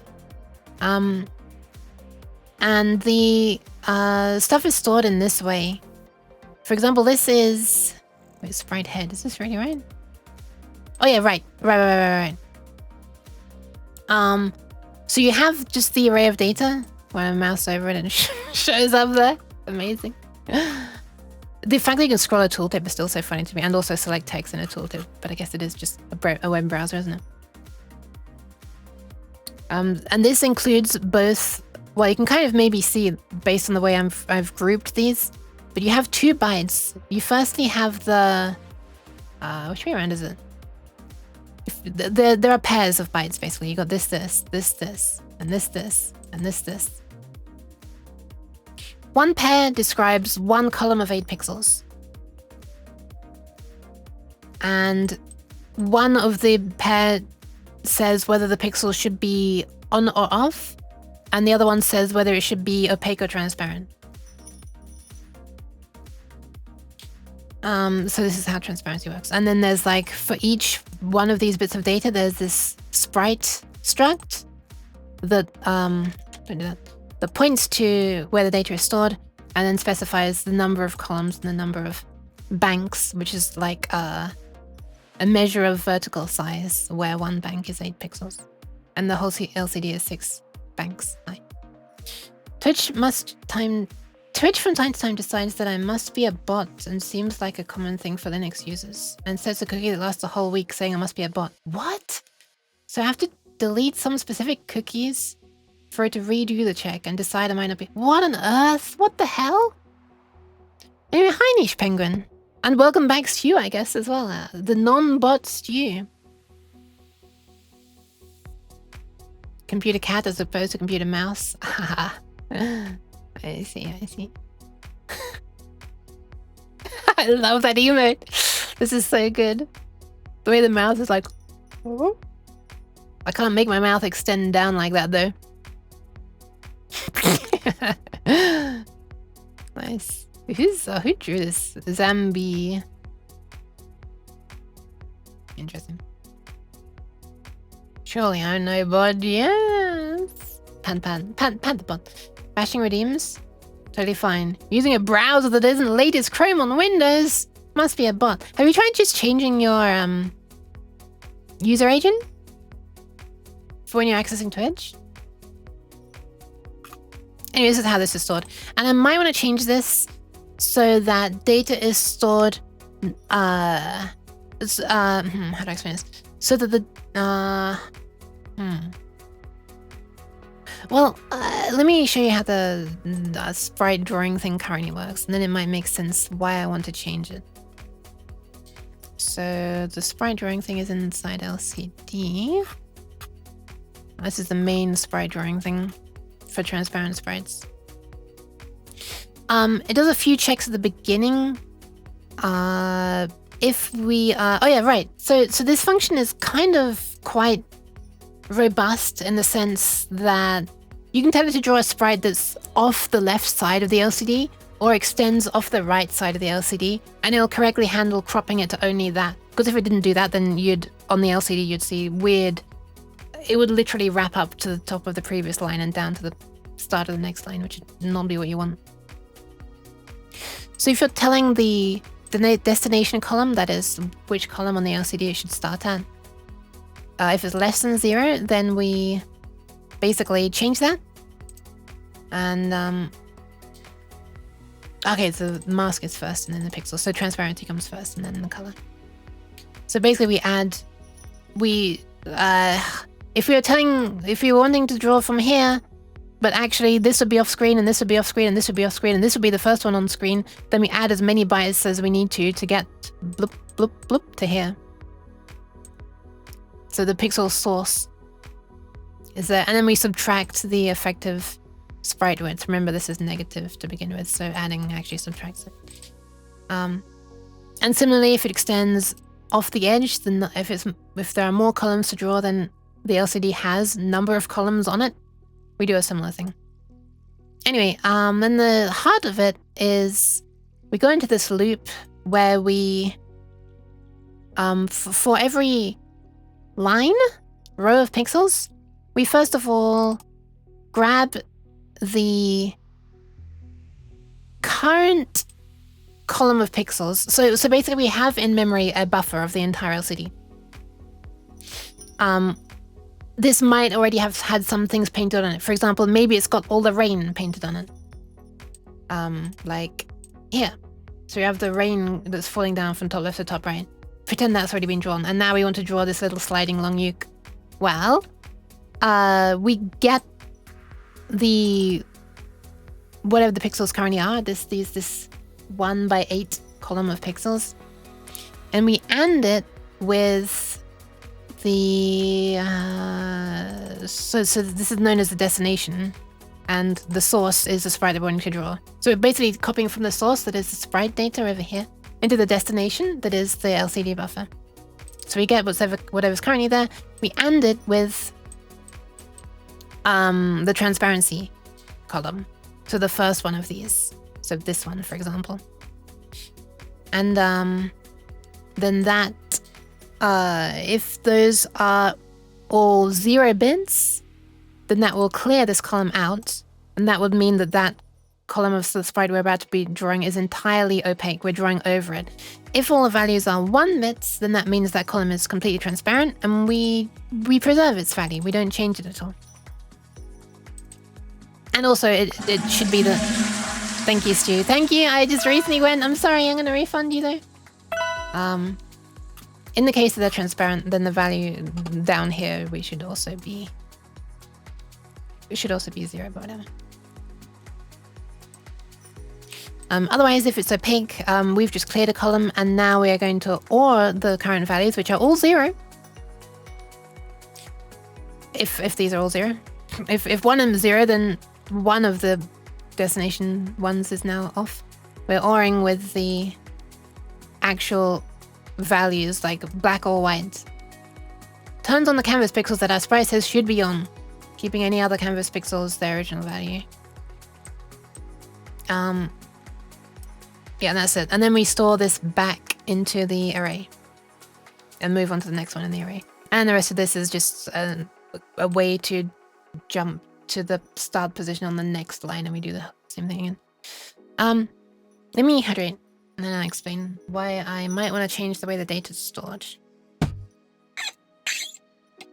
when I go to do this in assembly.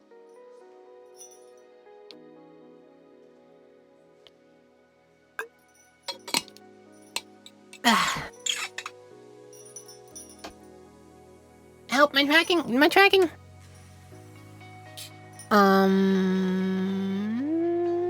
Tried a bunch of stuff and it does it periodically. Man.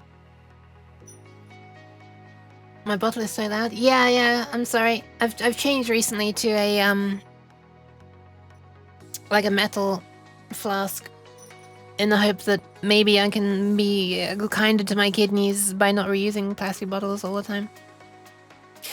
But yeah, so a key part of this is this operation here, where we're taking some current pixels and we're ANDing with the transparency ones, and then we're ORing with the what I've called pixels, which is a silly thing to call it, but the black or white on or off values.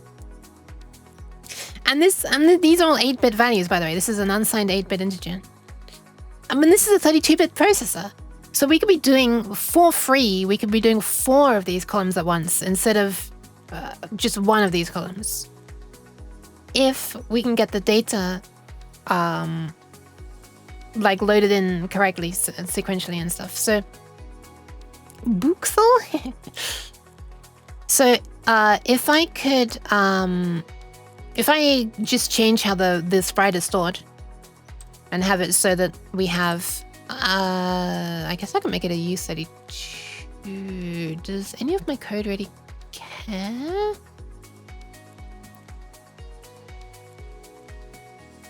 Whether it's U8 or U32? Well, in effect, it would just be this value, and then this, and then this, and then this. And then the on or off, the buxels. This, and this. And then we do the mask, mask, mask, mask. Buxel, buxel, buxel, buxel. And then at least these parts of the data here would be ready to go. The problem is, what makes this all much harder? I was originally kind of trying to do that. Or at one point I was trying to, not originally, I was trying to get it working originally. And then when it was working, I was like, okay, let's try and get it doing 4 at a time, right? But the reason it's hard is, you can only address, if you want to read 32 bits, you can only access that chunk of 32 bits on a multiple of 4 bytes. That is like a 32-bit boundary, which is shown in the datasheet, or the cheat sheet here. But if you want to load a value from memory, then this must be a multiple of 4, step size of 4. If I'm wanting to draw the sprite at, for example, an X position of 1 instead of 0, I can't just grab the 4 bytes starting at index 1, 1, 2, 3, and 4. I can only grab 0, 1, 2, and 3, or 4, 5, 6, and 7. How aligned with my memory access? Yeah. Can I have 6.82 bits, please? Why does it sound like it's going to be part of the meme where it's like, they've been taking us for fools. Statements dreamed up by the absurd something. Hi, Moxie. Welcome. My voice is flipping dying right now. Have I said hi, watchmakering? Hi, watchmakering. So yeah. So the hard part is going to be that we need to load in. We're interested in 4 bytes of data, but the 4 bytes of data span 2 32-bit words. So we're going to need to do 2 reads and some bit shifts and some ANDing and stuff to get these to you know, to combine the values how we want them. That's going to be a few instructions, and frankly, I'm not entirely sure this is going to be worth it, but I'd like to give it a try. Actually, Notepad might be easier for this.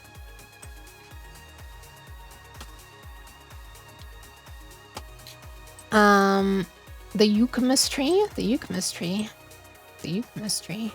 Hi, Belgian Wolf. Welcome.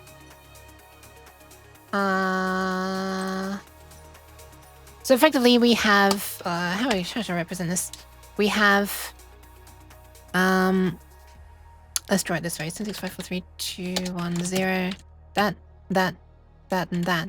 Actually, let's not have spaces. It's gonna be a pain in the ass. We have. Then we have. Well, actually, let's. How do I mark the end of something? Let's do it that way.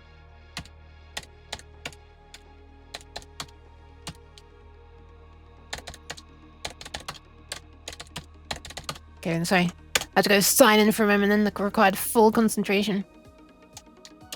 So this is the first one, that's the second one, or I should say the 0th, the 1th, the 2th, and the 3th. And these can only be read like that. And then we also have another one. This is, by the way, one word. I guess I should do it this way. So this is a word. Yeah, this is just one word, basically. I guess I might as well just do it like that. And then we've got another word here. This is 4, 5, 6, and 7. And here's another word. Almost. My roof is sliding off. And if we're really lucky, it'll be perfectly aligned, but that's like a 1 in 4 chance. So more than likely. Oh, hold on a second. Why am I showing bits like this? I don't really care about that. Give me a second. I'm making this more confusing than I need to be. Let me redraw this entire thing from scratch. Yeah, this is what we care about. I'm already dealing with the individual bits just fine. I miss the bytes. That's the problem. So this here is 1 word. And then this is the next word. There we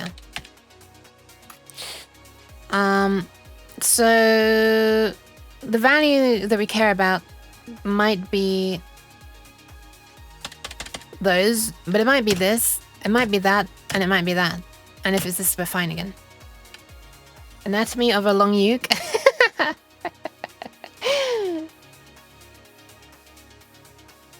This is live, by the way. Hello. Look at that. My hand tracking is faster than the feed from the GoPro. Anyway. Alright, so what do I actually need to do to get that correct? Oh, by the way, we've got to undo it at the end as well. Because what we're going to do is we're going to load into a register 4 values that we can work on at once. But then we need to like get it back. We need to split it back up so that we're storing it back into memory like this. So we need to do something. We need to work out how to undo this as well. Oh, 1 sec. Let me just try something. Okay. So how do we do this? So we're going to need to access these 2 memory locations, I guess. Let's start by making a function. We have this thing called test. How about I work on this? I modify this. By the way, what this test function does right now is, this is when I made this when I was like really learning how to. Oh, this is nonsense comment as well. Wait, is it? R1 equals R0 because that R1 equals. What are we doing there? What we're doing there is. Oh, that's the same as this, isn't it? So we don't really need this. All right, sorry, I'm looking at my passcode and realizing you don't need half of this shit anymore. Wait, no, we don't need this. And then, oh yeah, this flipping GoPro, I saw that out of the corner of my eye. The GoPro feed goes randomly sometimes. Did you link to the ABI stuff in your cheat sheet? I did.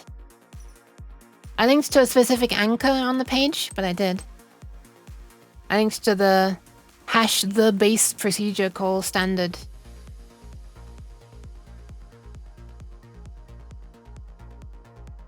Yeah, that one's very nice. Alright, so what are we doing here? We're effectively saying the address of this is already this. So this is getting the value of that. Okay, R1 equals. Oh, yeah, okay, that's basically this. And then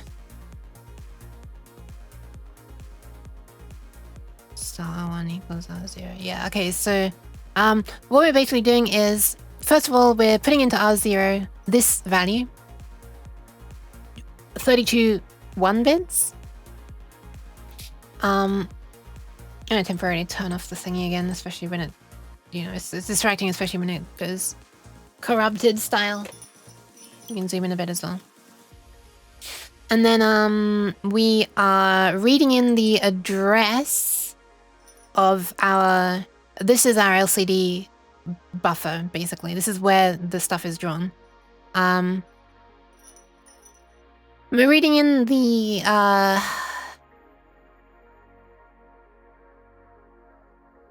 wait a minute, this is not reading, this is reading in the hold on a second. Let me check my own. Let me reconsult my own thingy here. Yeah, this is loading the address of it. So we want to. Is it possible to do this?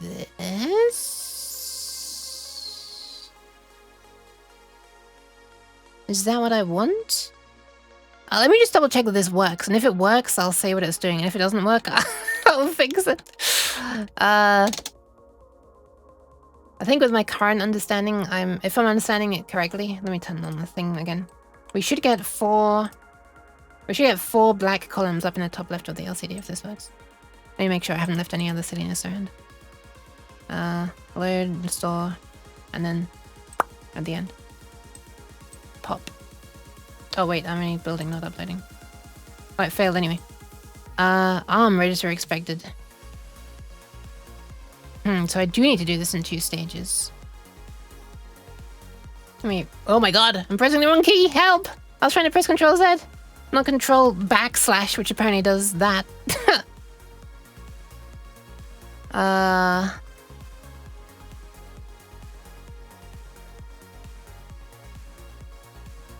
Hold on a second.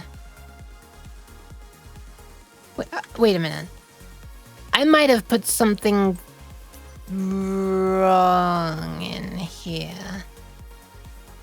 Oh no! Wait, this is correct. This is correct. This is correct. This is correct. This is all correct. This is perfect. This is correct. This is exactly what it's meant to be. I forgot what my encode was even trying to do. Okay, I got it. This is not asterisk. This is literally just the address. Okay. So this should compile and work. Let me just verify and then I'll say what it's doing. Can you, like, scroll automatically, please? That'd be cool. Did it do it? What? Did it? I don't know what happened because it wasn't scrolling.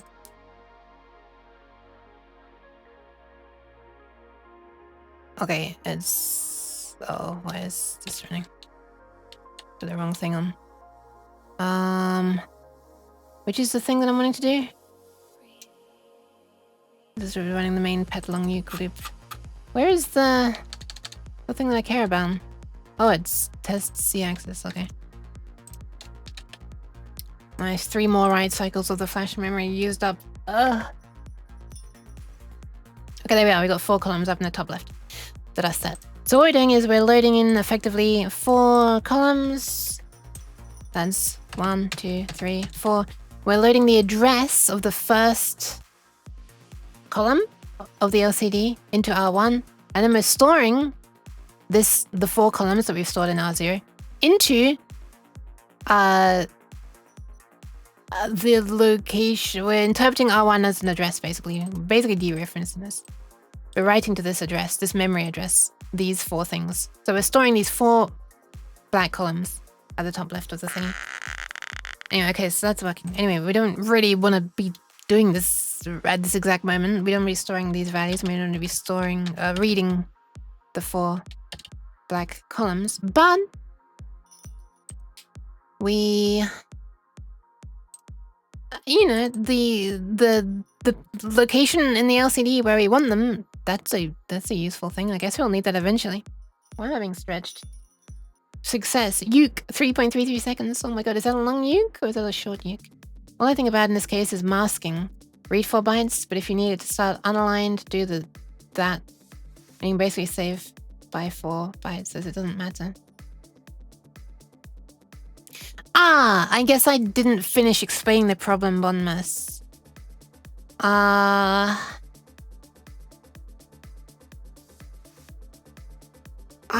Right, because we've got to do this for the sprite as well.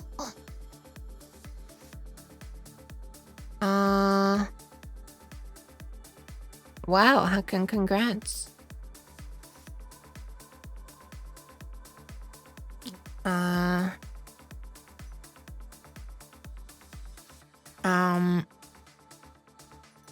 Yeah, what we need to do is mask for the LCD, but the sprite that we want to draw, that's the thing that we need to be shifting, if I'm not mistaken. Because we might want to draw the sprite. That was a good. I was having this problem when I was trying to work out how to do like really fast drawing of sprites for. I forget what it's called. Like chained VGA mode or something for DOS. I forget the name of it. Anyway, it's kind of basically the same thing. In fact, there's also groups of 4 bytes. Well, no, it wasn't exactly the same because I was like interlaced across.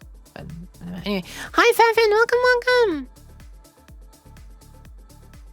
Also for idea, you can separate sprites into 2 arrays of transparency and pixel values. I don't know how that would help.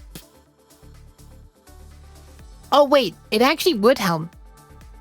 Because I didn't even realize that there would be a problem. Yes, there would be an annoying problem of shifting the thing. Yeah, okay, I probably will need to separate them. Okay, whatever, that's not a big deal. We can, like I said, I'm up to changing. I'm totally up and open to the idea of changing the graphics format, she says right after saying, at the mere thought of it. Sleep well, again. And congrats on the 3 stream streak, David. Welcome. Howdy holiday you thank you. I was a little confused at first because I was like, wait, I'm not on holiday. I'm not on holiday. I am Yuki. Sorry. I apologize. My apologies, as Cat would say. Shit. It was just her trying to get me into a habit of saying cheese, so that people would throw cheese at me. Okay, if we have a sprite that we want to draw... Fromage. Okay, imagine we have a sprite and it's just 4 pixels wide. Cheese. Oh my god, I'm hiccuping. It is the ghost of Yuki's future. I have a future? Wait, why does that sound so cool? What the hell?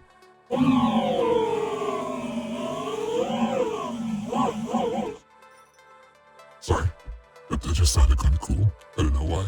Does it happen if the spooky effect is off as well? Oh, I was too late. Okay, imagine we want to draw the sprite. This is the LCD, okay? This is the LCD, and this is the sprite.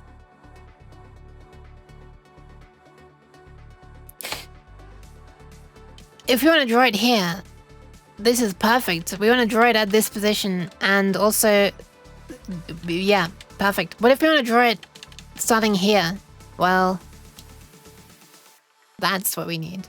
So effectively this it's stored like this, but we need to change it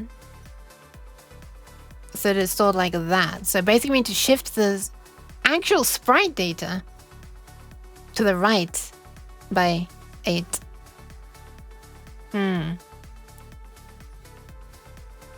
Over the entire sprite. In this example, there is only one group of 4 pixels, but 4, 5, 6, 7 would also need shifting over and stuff like that. Omni!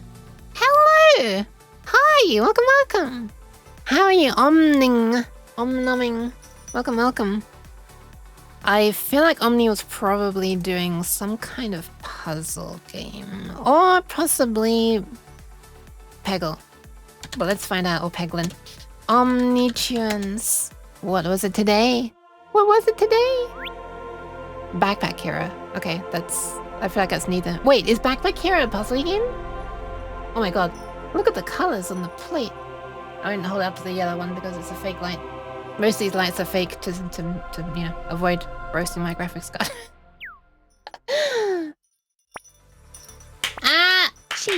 Cheese. Jeez. Welcome in, Harlequin. Hi. Or JD maybe. Not really, more like roguelite. I see. I don't really know. I feel like roguelite just defines... I don't know. I feel like... Doesn't that just define like certain aspects? Not necessarily like the vibe of it. I don't know. Well, maybe it will be the vibe. Anyway, how was Stream Omni? Welcome. Hi. It's me. I'm a weird cat. I'm trying to work out, not even trying to write assembly at this exact second, I'm trying to even work out what the exact problem is in a more like a logical way. An inventory organizing roguelite. The genre got so degenerated it's hard to quantify. Right? It like the name like already from the very beginning the name didn't mean what I think it should mean based on the word roguelike. It's not like Rogue, you know, the actual text-based game. And now I guess even among people who like to use the term roguelike, it's losing meaning as well. Man, what happens to language? It's sad. Anyway, hello, hi, welcome. I made this thingy and I'm hoping I'm going to be using it at some point. This rather large cheat sheet that explains a lot of assembly instructions for the ARM Cortex M0 Plus CPU, which is in a microcontroller that I'm using. Look at these diagrams. I spent a few weeks working on this, so we'll now get to see if any of that paid off in terms of actually being a useful reference. She was good, but I have to dash. Yeah, no worries. I have a friend over visiting. Yeah, sure. Eat your food. And have fun with your friend as well. What happened to language, she says. What does chuffed mean? Oh, it's like happy with something. If you're chuffed about something, you're like sort of like a happy satisfaction about, yeah, happy satisfied feeling about something.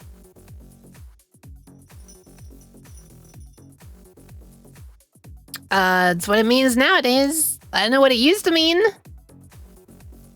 I mean, well, unless the flipping goddamn Zoomers have changed it again.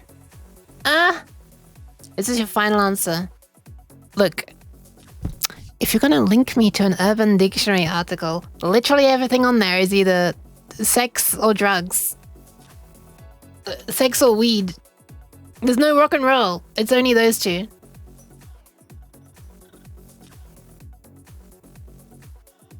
Anyway, let me read Bon Mess's thing. Hold on. I keep on saying that. You have an idea. Separated into 3 routines. One of them accepts only aligned 4 bytes and 2 are for start mask offset thing and end mask offset. Yeah. That is similar to what I want to do and I'm not sure if I was going to put it in separate routines specifically. Or maybe just jump over it with a branch instruction, but that is the kind of thing I was intending to do. I was trying to make a general purpose, you know, so that you do shifting if necessary, then you do the stuff, and then you do the unshifting afterwards. Would there be unshifting afterwards? Something like that. I think that probably would be right. It's nap time. Have a nice nap, Faf. Nap, Faf. So that sounds like slang as well. My voice is actually dying. Holy crap.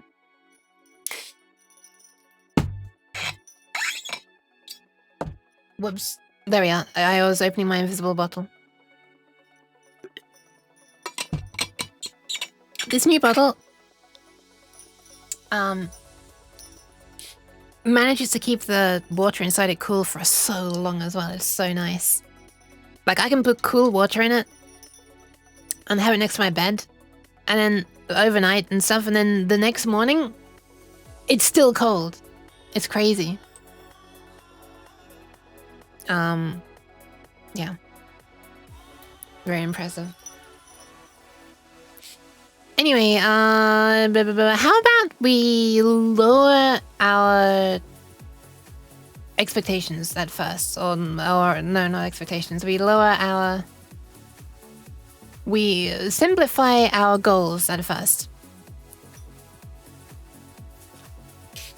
How about I change how one of the sprites is stored, and I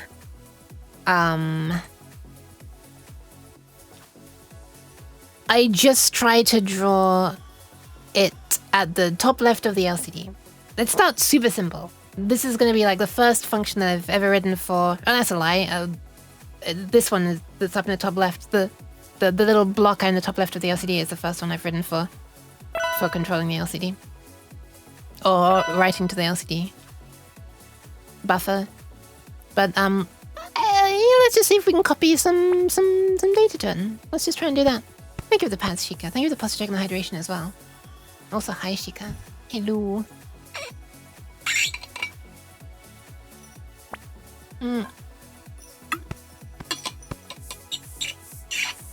Downside is that it's a bit small, so I might have to go and refill it soon. Hi, Luna. Hello. Thank you for the pads, Faf as well. Aww. Happy uke noises. Hello. Ah, is that a uniconf? That is a blankie. A un and a blankie.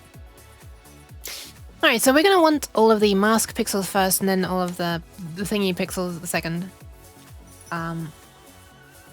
Let's take a tree as an example. Where are the trees? Here they are.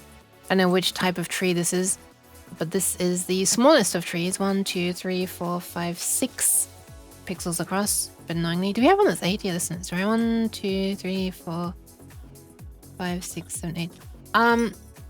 Let me see what this is meant to look like, because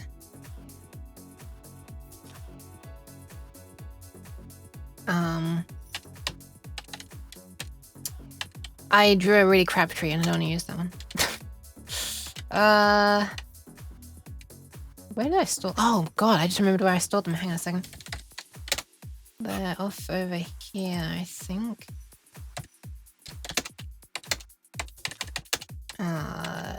Sprites, here we are. World? Tree 2 is this.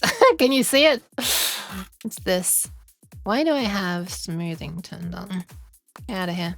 Be gone. Okay, it's this tree. Yes, that's one of the better ones, believe it or not. This one is a bad one. Here's a fourth one, which is a hedge more than a tree, but whatever. And this one, which is a lollipop more than a tree, but whatever. Alright, tree 2. Let's repurpose tree 2 or reorganize tree 2's stuff. What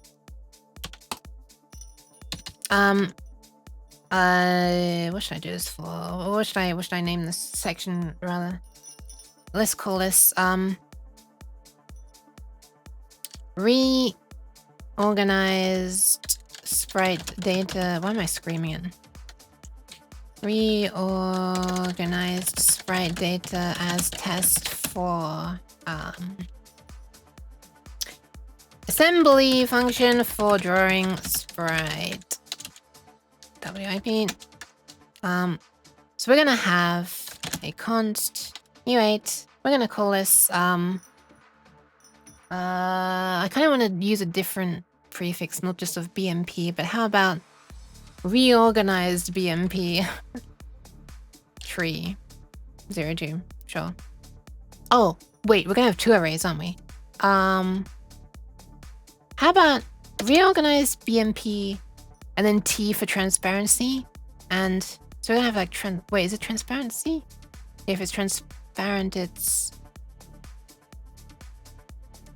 1. Yes, because we ANDed. So if it's, yeah, we won't delete the original pixel data if we're ending it with 1. We will if we end it with 0. So yes, technically this is transparency rather than opacity.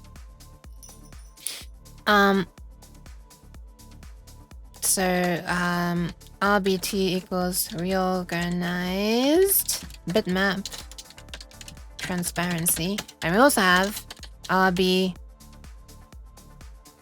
I guess, for, or C maybe for color. Yeah, that's better. Why didn't I think of the word color before? Reorganized bitmap color.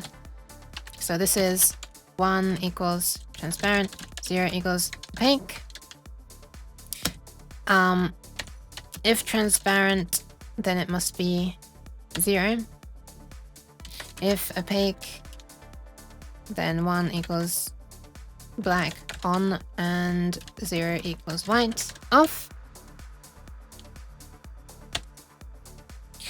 So now we'll have the transparency for tree 2, which is going to be all of these ones put together. So is that I guess I'll separate them into bytes rather than making one a really long 32-bit thing. Even though it's going to be read as 32-bit. So, you know what? Screw it. Let's make it U32. This is how it's going to be read. That.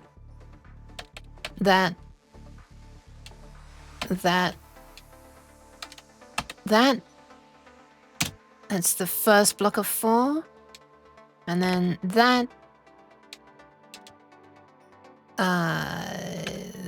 This is very easy to make a mistake. And then I'll wonder if my function's even working correctly. And that should be all of the transparency ones next to each other. And then we're also going to need a U32 reorganized bitmap color for tree 02. Yoink. The yoinky sploinky. We have the second of the pairs now. We got this one. I really hope someone's gonna catch if I make a mistake. Streamer privilege right now. This. One sec, I gotta concentrate. This. And this. Okay. Alright, so we should now be able to use these from within the assembly. Also. Wait, I didn't mute, sorry. There you go. A nyan for the Maki. If there's a pre-nyan and a post-nyan, where's the mid-nyan? There it was. Don't do it like this, because you right now do it in big endian way and they'll be inverted by bytes.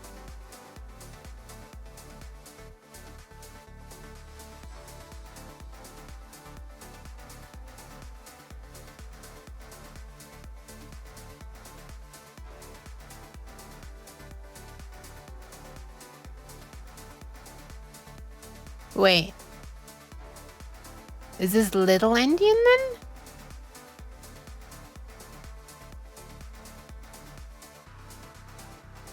Wait, there's a way to find out. If you want to over-engineer the solution, write a C program into which you'll put the array for conversion and it will generate a C code array in the right format. Oh, I've already done that, don't worry. I already did that for this. But, 0xfc, 0xff, 0xfc is not equal to that. Yeah. Okay, let me see. Let's build. Is it even going to include these if they're not used? Probably not, right? What will be used? Is there a way to... Well, can it know if I'm accessing this in assembly or not? What if I just say build? I don't know if that's included or not. Now let me decompile it. Or disassemble it rather. Oh my god, where is my... Yet another tab to open. Where are we?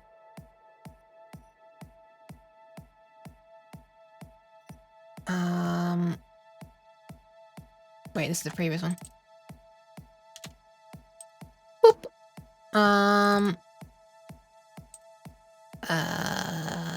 Tree is not in there at all.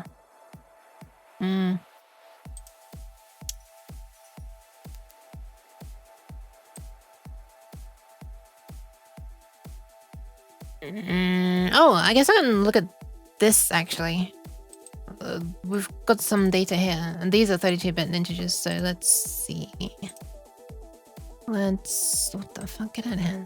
Talkie.cpp, actually it'll be talkie.h.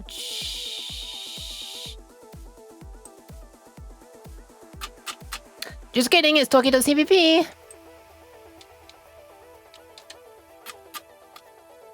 So here's a sign 32. 0, 1, 2, 3. Okay, that's a really nice, easy to read one. This is TMS energy. There it is. It is big endian here.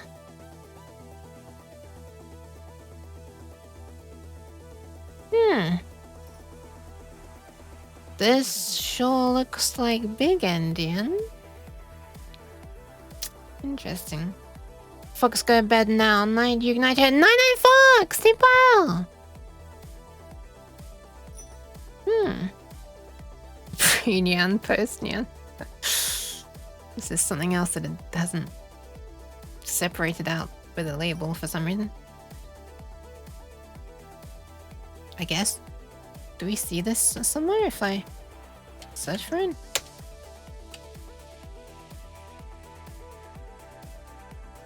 A4 and AD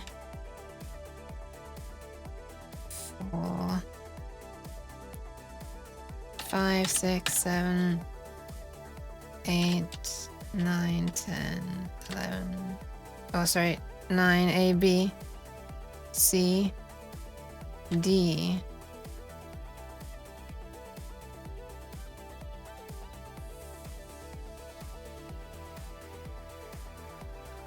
One, 2, 3, 4, 5. 1, 2, 3, 4, 5, 6, 7, 8, 9, 10. 1, 2, 3, 4, 5, 6, 7, 8, 9, 10. Okay. Well, I mean, it looks like it's stored in Big Endian, which is interesting. Could actually be useful for this. Well, let's just see what the hell happens. Wait, am I dumb or no? No, I don't think you are. I don't think you are. Little Endian is what I would have expected, and then it would have been the C3810800.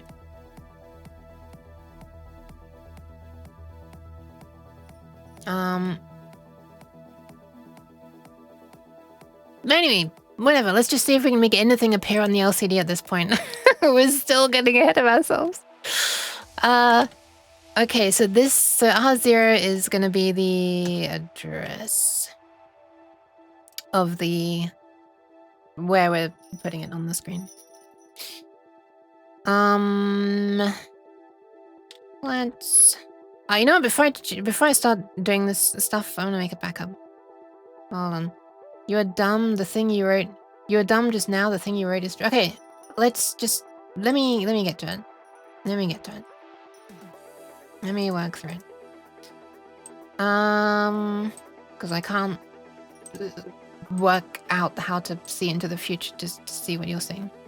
So let me come to the conclusion myself. Let me back up this before I do anything. Let's call this, before, trying to draw sprites on LCD in ASM. What a nice consistent name. That's slight sarcasm. Alright. Now I can delete stuff and not care about it at all. Get out of here. Be gone.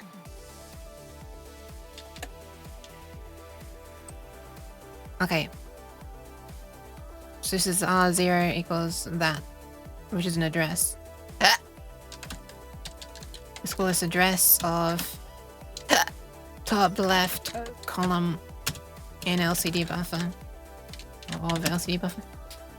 And at the very end, we are gonna write something to it, but we need to know what to write first, so... I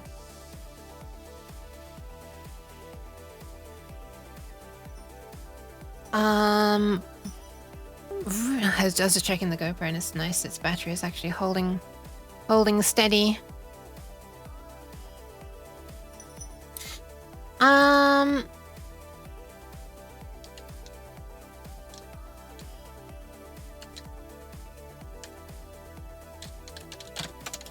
Sorry. One day the Earth will open and you will use Git to track file changes. Maybe.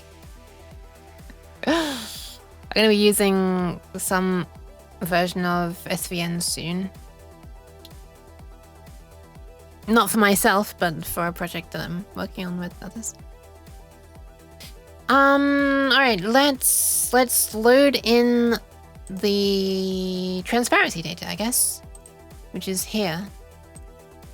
Let's say load into R1, why not? So the equals here is causing the assembler to basically insert a dot word, like the one that I just deleted, so I can't easily show you an example of it.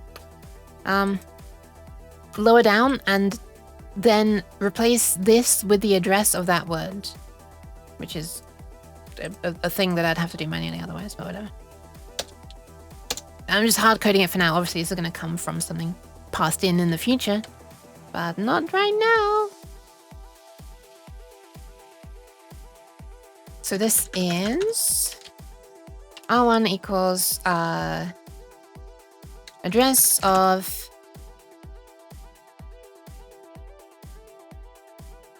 first column of... Why do I still have this thing on? I thought I turned it off. Maybe I then afterwards... Oh yeah, right, I was wanting to verify that this was working how I thought. Address the first column of transparency, sprite, transparency, data. Cheese. Why? Also, Cheese. say Nyan? Oh, like Nyan? Nyan. There we are. Custom ordered Nyan. Let's just load everything in. We're probably not gonna have these all at the same time. Actually, no, we probably will. No, we will. I've only got really 8 registers to work with for easy access there, so... You know. Tree 02. Oh my god, I can't. R2... Oh! Wait.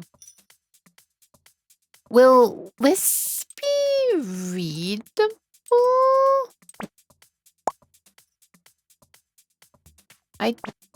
Will this be readable? This is not defined as extern. Will this be readable at all? Will it even know what this is? It does not know what that is. Let's try. That type of correctly. RBT tree 02. RBT trees. Yeah, let me just copy and paste just in case. Okay. Let's... How did I do it before for LCD? I defined extern const. Extern const. Oh. Oh. Oh. Whoa. Oh my god. Okay, I guess this won't work because I'll need to do this and then say what the thing is somewhere else. But let's see what happens anyway. I'm just kidding, it works. Okay, amazing. Or does it? We'll see when we actually try to see what appears in the LCD. So this is address of... Oh my god, what the fuck was that glitch? Address of first column of sprite color data. Alright, so if we really wanted to do this properly, what we would do is we would want to grab what the value on the LCD or in its buffer currently is. So we would load, we can use R3 as our working thing for this. So let's say R3, load into R3 whatever's currently in the LCD. So this is R3 equals basically a dereferenced version of LCD pixel data. So this is get current value. I'll give you a new cat toy if you use get. No! My brain still forgets that column is horizontal and row is vertical. Oh, don't worry about that. Fox and I were getting confused about that yesterday when playing Keep Talking and Nobody Explodes. And we were trying to, like, index, like, get a specific position on the maze, the 6x6 grid. It's even difficult to explain. Because, like, I explicitly thought that I was answering a question to help Fox know which one's which. And he was like, columns go like top to bottom, right? I was like, no, they go left to right, right? But he was meaning a single column goes from top to bottom, which it does. They go top to bottom, but then they go left to right, and a row goes left to right. But like when you're talking about a row, that's top to bottom. Anyway, very stunning. When you're using a row as an index, you're meaning top to bottom. You're meaning Y position.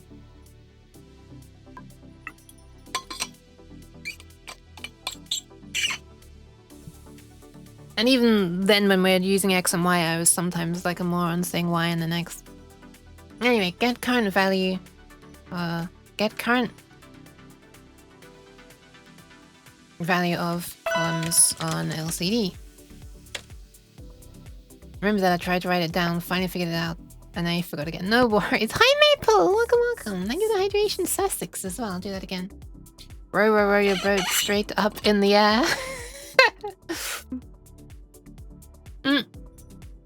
Well, the thing is, if you stacked your streams, you'd be stacking them up into the air, right?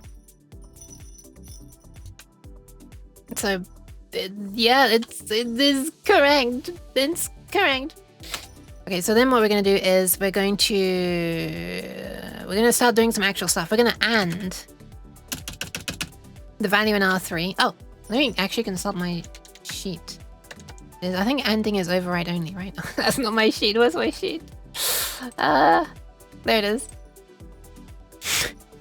Okay, yes, it overrides. So ANDS is actually the name of it. X and equals Y. So we're taking whatever's currently there. ANDS. And we're storing, we're ending it with the value that is currently nowhere. Hasn't been loaded yet.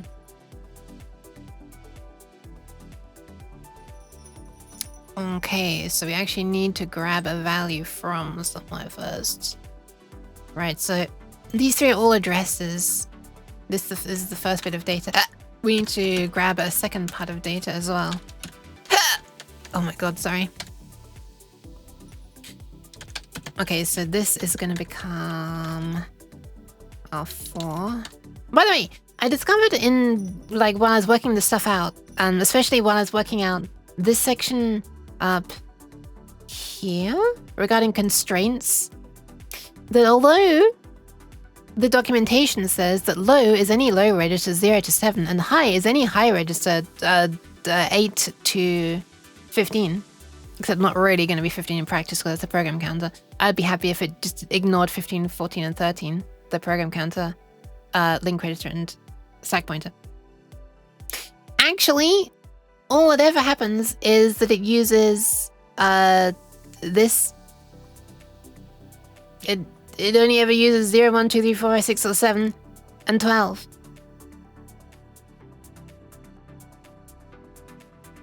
It never uses 8, 9, 10, or 11 either. And I even tried adding some command line parameters to the compiler for the assembler to where the fuck is my text file? Ah, there it is. Do I still have this in here? Yeah, I tried adding these thingies. Fcall saved R8, fcall saved R9, fcall saved R10, blah, blah, blah, blah, and unfortunately didn't work.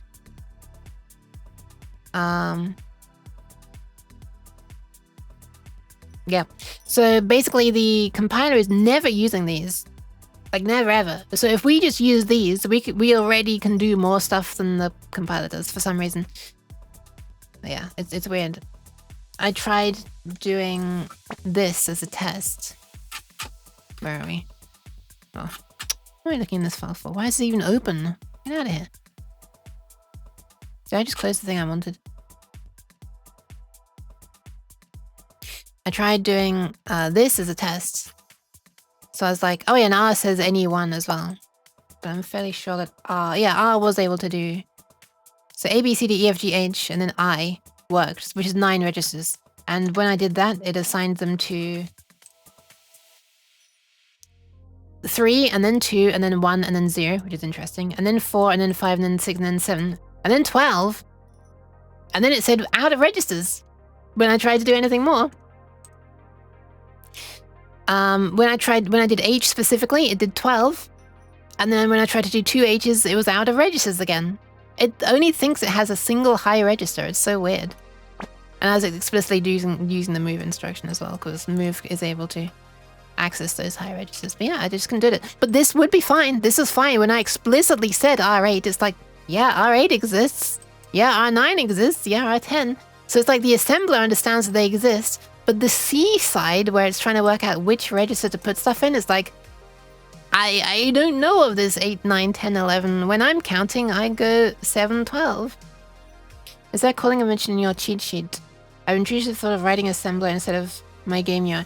Yeah, I did include some stuff about that. I don't know if I included enough for you to write your own. I included enough to be able to, like, use it somewhat. So, like this kind of stuff here? Is this what you mean? And then I also mentioned that... Oh, no, you mean this stuff, don't you? The fact that the parameters are put in R0, then R1, and the return value is put in R0 at the end of your function. So you store in R0 the final result. And when you return, by branching back, the C code reads R0. You can also make it read R0 and R1 if you define your function to return a U64, by the way. And you store the function spread across the R0, R1. That also works. So I guess it would work up to 128-bit somehow. I don't know if that's a thing that you can do anyway. But like it can clearly access more than just R0. So maybe it can access R2 and R3 somehow. Maybe you tell it to return a struct, not by pointer. Maybe that's possible if the struct is up to 128 bits. I don't know though, I haven't tried them. That sounds particularly cursed. And I don't do cursed stuff at all on this stream. This is a cursed-free zone. Which registers are volatile? Ah, yeah. Yeah. Where was that? Yeah, there. All registers must be restored to their original values by the end of your assembly function. For example, you can push them at the start and pop them at the end, except for the following registers: 0, 1, 2, 3, 12, funnily enough, and the link register. The link register because that's immediately going to be overwritten the next time you branch as well. I think I think this is correct. I hope that's correct. I'm fairly sure it's correct. I mean, the fucking C compiler doesn't even use registers this high anyway, so like, who cares? I mean, it uses them only for branching, right? So, yeah. Anyway, sorry for swearing randomly. Okay, so let's get the actual values stored at RBT tree. Oh my god, my caps lock keeps coming on somehow. RBT tree 02. So this is get the first 4 columns. I get current value of first 4 columns on LCD, and this is get first 4 columns of sprite transparency data. Now we do the ANDing. This just goes into its own register. Ah, 54. Oh my goodness. Imagine 54 registers. Hi, Lotus. Welcome. Also, hi, Skash Kitsune. Hi. I'm sorry, I see you throwing baubles. I forgot to say hi. Hello. Okay, so this, so what is this? This is now,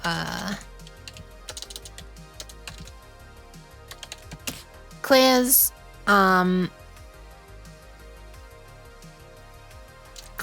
the working, how do I say this? Clears the 4 working columns. It's like our working data. We're not literally clearing the value on the LCD at the moment. We're just clearing like this running value that we have, this working value. Here's the 4 working columns on any pixels that should be opaque.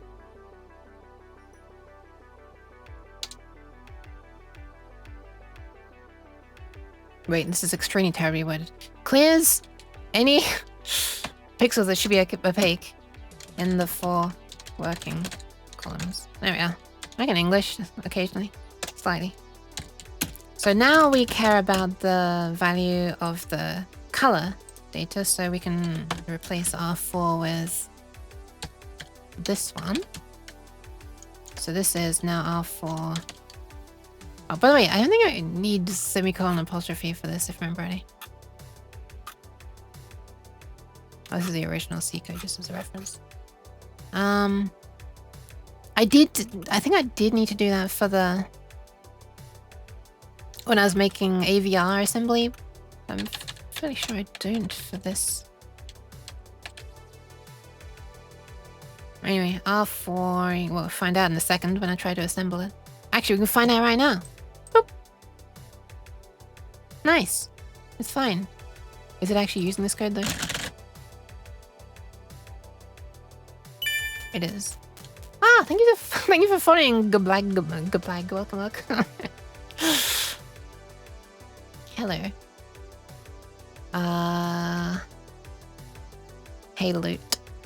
So R4 is now reorganized bitmap color for the tree 02. So this is get first 4 columns of sprite color data. Of. Wait, how did I not type of? I didn't even realize that until I was like, wait, this isn't aligning with the one above. And now we can do the OR. It was an OR in there, right? For the next one? Yeah, we're ORing in. So, ORs, I guess it is ORS? Oh, ORRS, right, because it wants it to be 4. Wait, that's a bit weird. Is it always wanting the S to be in the 4th position or something? That might be it. I guess I did it that way for like, you know, to make it easier for assemblers. If the 4th one is S, then it always sets the flags. But as it stands, it looks like it's saying OR! Almost like R. We're ORing the working value with this color data. So this is turn on any pixels that should be blank in the 4 working columns, or preserve transparency. It's gonna fit in the screen. Barely. Okay, so now we have the value in R3, which is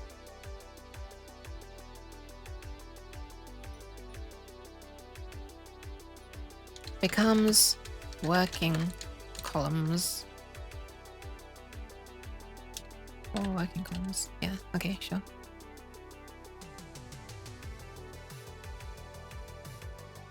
I'm questioning my grammar in English right here, but whatever. Thankfully, the assembler doesn't care about that. So we need to put this back into here now. So we need to store store R3 into what's pointed to by R0. By the way, this is... Why is it doing that? This is this. And you look at that and you see, well, this says you have to put this, right? And that will work. But you can omit. You can omit the second thingy if it's got an immediate thingy and the immediate is 0. If you just omit it, it's assumed to be 0, basically. I think I said that in better English in this text here somewhere. I can be omitted in an LDR or STR to access Y directly. For example, to load into R1, the value of address stored in R0, you can just type R1, R0 rather than R1, R0, I. Okay, so if I were to run this now, I would hope that I would see the sprite, or the first 4 columns of the sprite, since this is 8 columns. I would hope to see that up in the top left. Ah, Oh, yeah, no, yes, I would. All I'm doing here is setting... Oh, am I returning? I am, yeah.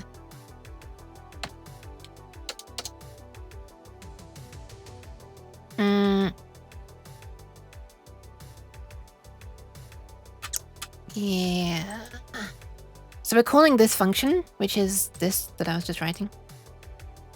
And then we're also calling this function send pixels all, which is actually what's going to do the SPI transfer over to the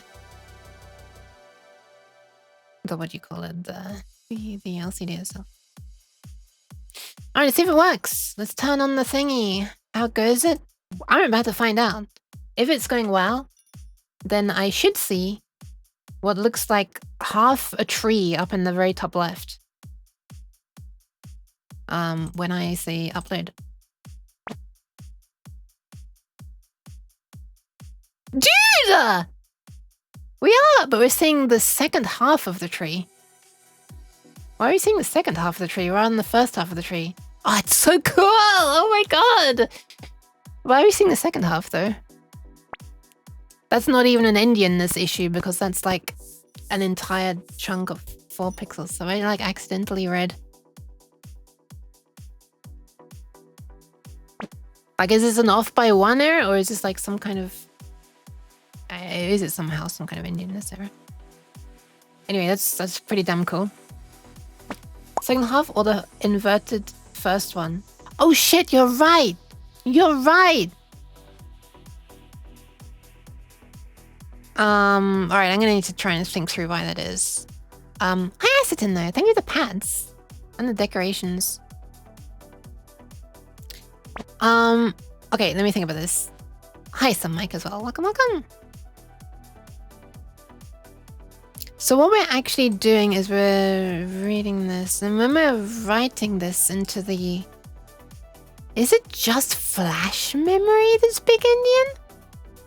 And the RAM is little Indian? Something that cursed couldn't possibly be right. Wait.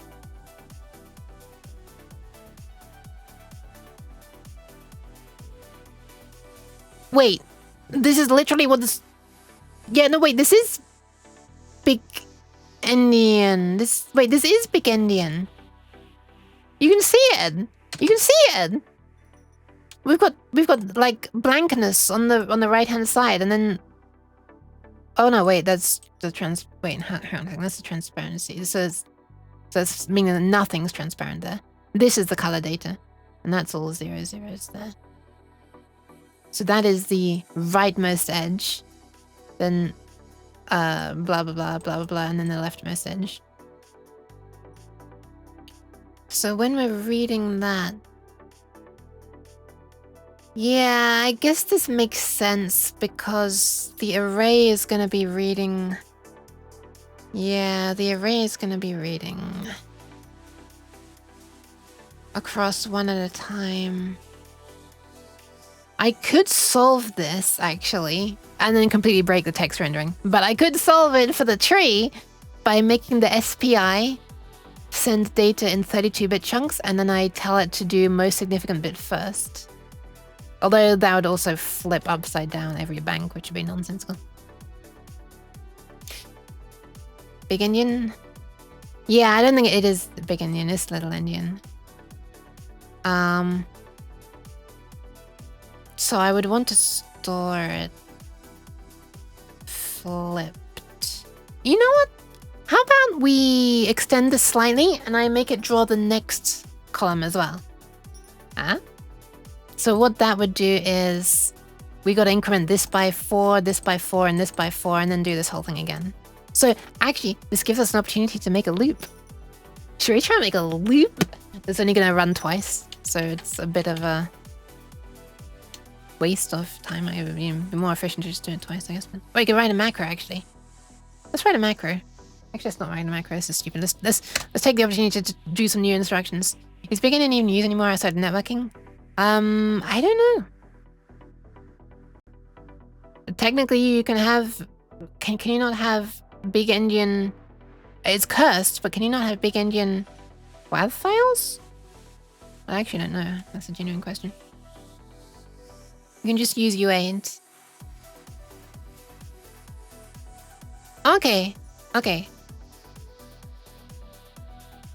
Okay. Sure. But I still want to extend it to draw the rest of the tree. Why does that remind me of the meme about how to draw an owl? Draw a circle. Draw the rest of the fucking owl. I would apologize for swearing, but that's literally what the meme is. So, you know. Don't shoot the messenger. I'm still gonna cluster them in groups of 4 though, for my own thingy. Oh, Astatin, are you proud of me, Astatin? I'm writing assembly now. I'm like Astatin. If you like assembly stuff, but you want more competent stuff, you should check out Astatin. Because she's regularly writing in assembly for a Game Boy game. By the way, she's also written a Game Boy emulator.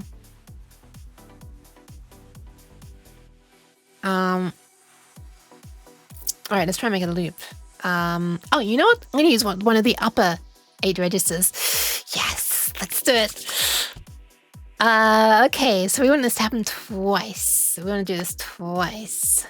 Unfortunately, the instruction set doesn't have a nice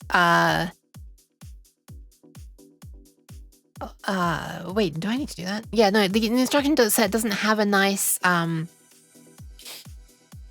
load, add an address and increment instruction. Basically like an like A equals star B plus plus. This the AVR has an instruction to do this. But unfortunately the ARM does not. At least ARM Cortex M0 plus an instruction set does not. Thank you for the pads. Good job, thank you. Alright. This is already gonna be wasting a whole bunch of instructions. We're gonna be, do you realize we're gonna be wasting more CPU cycles? Like we're literally gonna be using more CPU cycles than these just to increment these and branch back to the top. That's kind of sad. That's kind of sad. Cheese. My cheese. Actually, that might meant to be true because incrementing is 1 cycle and loading is 2 cycles. But it's going to be more instructions anyway. We've got increment, increment, increment, and then the compare and branch.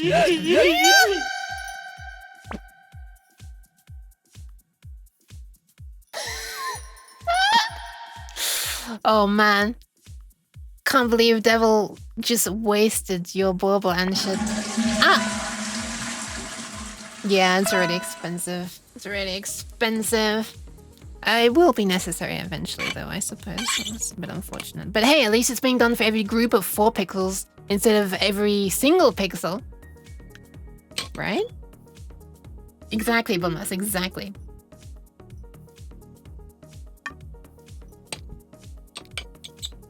So really, this part might be like, well, a bit less expensive. I'm not expecting it to actually be a quarter of the amount of time it takes to run it, but you know, because we've got to do additional stuff. But thank you for saving the kitties. I will do that. I will do that. I'm actually gonna drink a little bit more of this. Ah.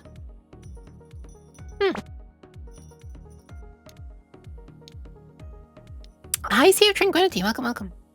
Yeah, I'm gonna go and save the kidneys. And when I go, I'm gonna take the opportunity to refill this bottle, which is I might need to change the model of the bottle now to be like a metal flask. What is my tracking doing? Instead of a plastic bottle.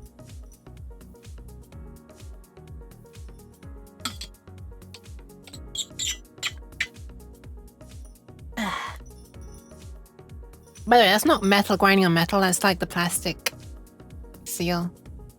Which is probably not gonna last very long if I keep doing that. Or rubber seal rather.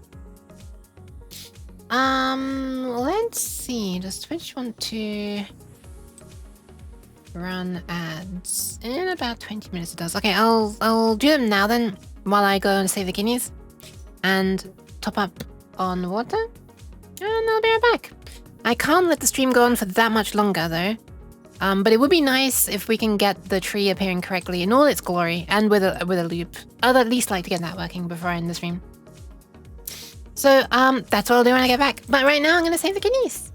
And everybody else, please use this as an opportunity to stretch and do all those good things. Such as turn into a raptor. Thanks for the kidneys. You're welcome. You can have mine if you want. They're defective. Well, the left one is. I'm not sure if I've ever got a stone in the right one. It's always usually the left one. When advent of code in assembly on the STM32? Not this year. Okay, I'll be right back. Pew.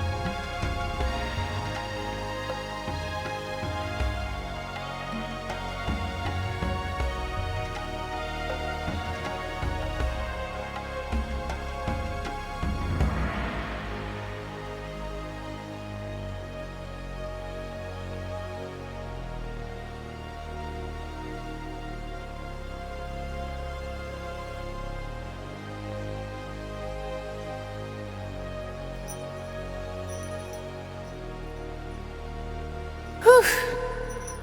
I return. Why is my bell going crazy? I can't even see myself. Where am I? Where am I? Oh. I found myself. Hi. Small DM about the Indianness thing. Okay. Okay. I guess I'll check that now. Also, wow, I didn't even need to use the lights when I went to the bathroom because there's a small spotlight in the sky with how bright the moon is right now. It's so bright. It's a full moon. It's so bright. Well,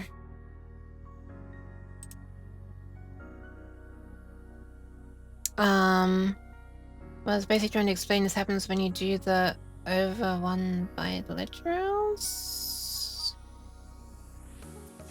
FCFF. FFFC.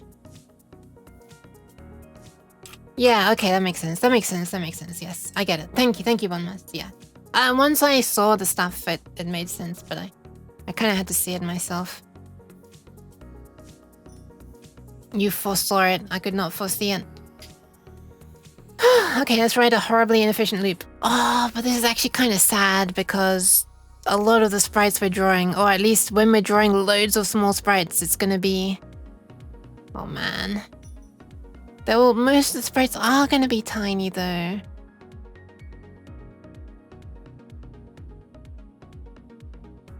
I guess I could like somehow like make a version that's just for small sprites, but and then call that based on the width.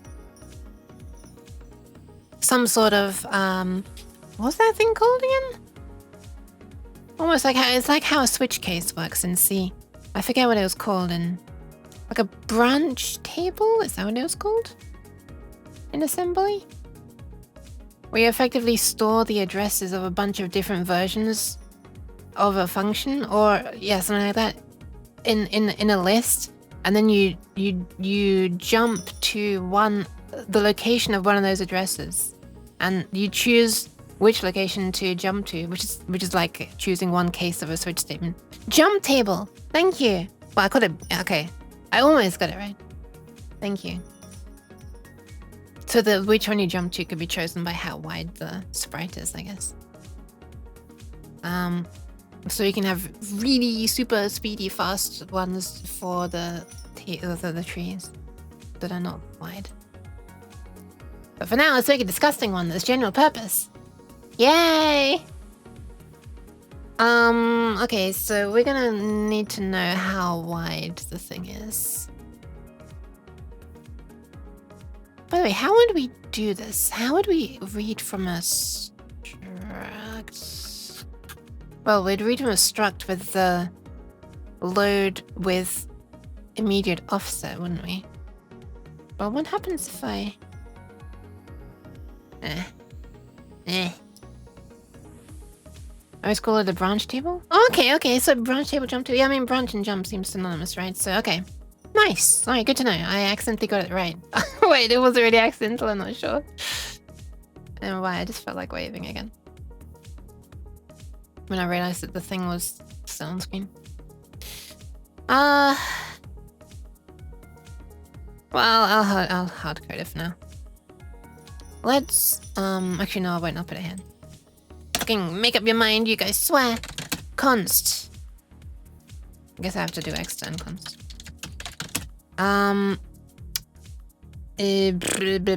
Sure, U8. No, it's not gonna work, or is it if it's const U8? Wait. Yes it is, because there is specifically a load 8-bit. It's this one. Yep, so that would work. So this is gonna be called I just call it not really what do I call it? Wait, this is kind of already stored, actually. This is already stored in here. But it's stored as a number of columns rather than a number of words. Let's call it... Okay, let's do it this way. Extern const U8.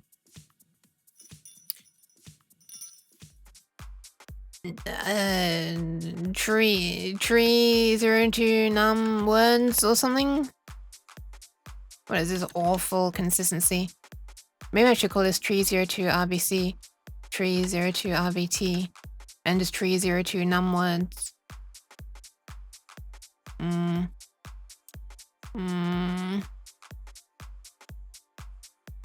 Or just NW tree 02. Oh god. Anyway, 2.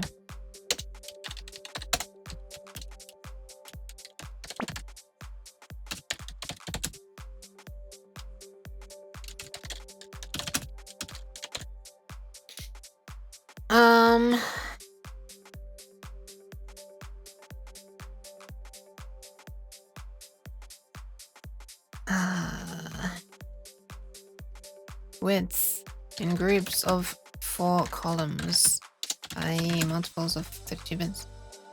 Whoever is throwing those balls has even worse aim than me.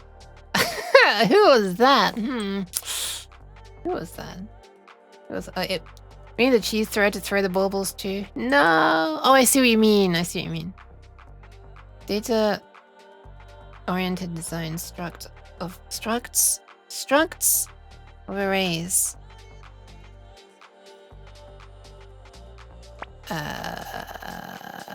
I mean, eventually it will be a struct with all of this stuff in it. Yeah. It doesn't make sense to have an array of all of these and then to index, does it? Because you'd still need to then index again after. Okay, whatever. Let's load into Delicious plastic cheese. R7, which is as high as I can go. Wait, what is this? Actually, no. Actually, yes, because I've already used these. Maybe I should have all the addresses up high and all these things down low. Let me do that. Let me just change everything, completely break everything. R7, R6, R5, R4. So R7 is the pixel data, so we're storing back into... Oh, this is really stupid of me to do, actually. Let's do find and replace. Find and replace, my beloved. R0 is now R7. Better. R1 is now R6. No, it's not. Why is it not? Okay. But I have my cursor in the replace box to make it replace. R2 is now R5. And R3 is now... We don't have an R3. Well, R3 is already being used, but we're gonna have 765. Oh, we're already using all of the registers, aren't we? Oh no, we're not using our... Wait, what the fuck was I doing again? Oh yeah, all the addresses were going to be up here, right? And then all of the data was going to be low down, the values at the addresses. Yeah, okay, so that's now going to be R3 is now going to be R0. That's what I wanted to do. We go swap these around. Why am I being yeeted? What the hell? I'm trying my best.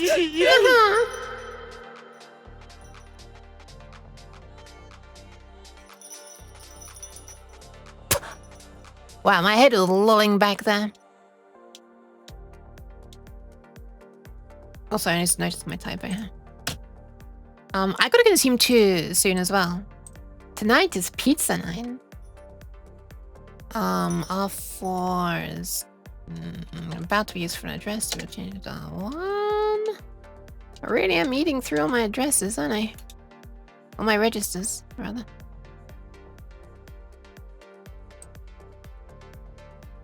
So using 765 and 4. Alright, let's see. Can I do numwords tree 02? R4 equals number of words. That is 4 working columns is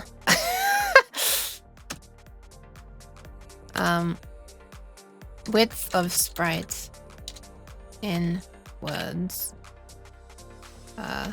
Groups of 4 working columns. There we go. Register management. Yeah! Hi, A Squared. Welcome. Alright, first of all, can we even access this? Or is it gonna say, doesn't know what it is. Oh, dude, it can! No way! I feel like I'm getting a better... This time Yook also has something to say. Blap, blop, blop, blop, blop, blop, blop. Why the delay? Is this why Yook has hard time speaking English? Yuki of Derp. Maybe. Why did you say Yuki of Dirt instead of Yuki of Derp? Bloop. I find it kind of amusing that there's such a long gap after a colon. Only when there's one though. You try grouping many together and it'll just give up. This is no Brian TTS voice where you can stack one character to make it repeated a whole bunch. If she hasn't seen something like that in training, she is out of here. Anyway, we got the width stored now. It was... it's 2 whole bits wide because it's the FAT2. And, yeah. Out of 32. What a great register usage. These are addresses, so they can't be combined. But if we really were running out of space, I guess we could, like, pack in a few small numbers into one 32-bit thing, huh? At the cost of speed, of course. Speed! Oh, hang on a second. What am I doing? 0. Did that ever get replaced? What the hell? I'm gonna comment this as well. So whatever that LCD pixel data is becoming R0 now. That is right. The 4 working columns back to the LCD buffer.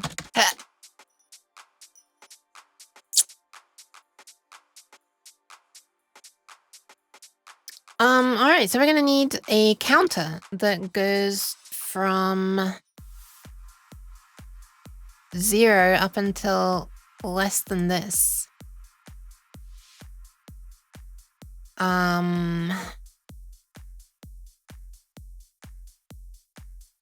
Yeah.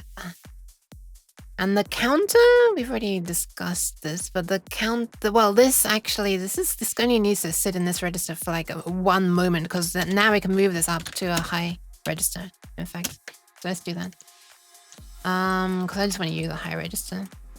I haven't got to use one yet. Where are my moves? Here they are. My moves, but not actually MOVS, is this. So let's use register 8. Why not? Register 8 is like so left out. 8, 9, and 10 and 11 are so neglected. The compiler only likes 0 to 7 and 12 for some reason. And these special ones, of course. So let's use register 8. Move into register 8. That comes first. Register 4. Now we're free to use register 4 for whatever we want.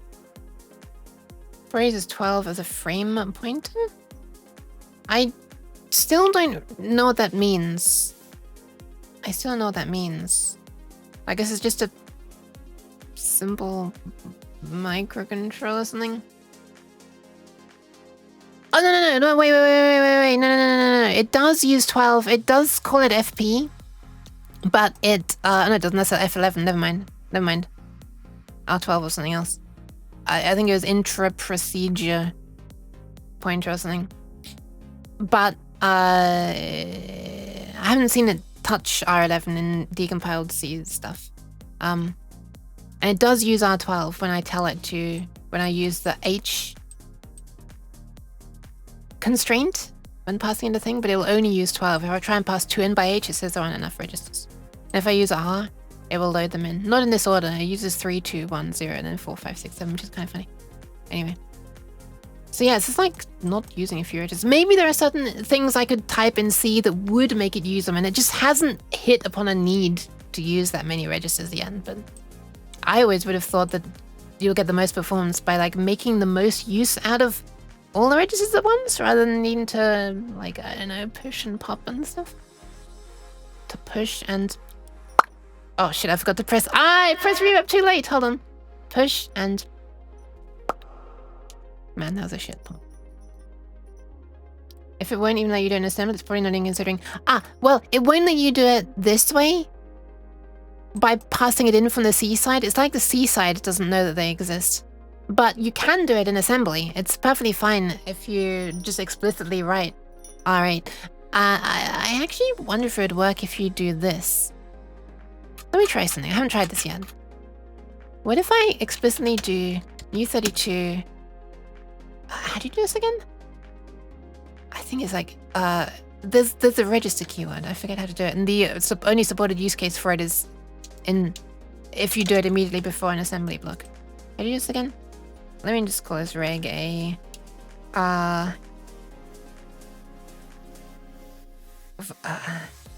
so something like ASM register R8 or something like that. Is that how it works? No, it's clearly not. Alright, how does it do it?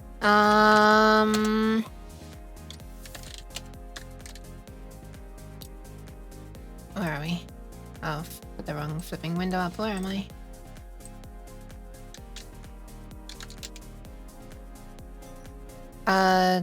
GCC assembly register keyword.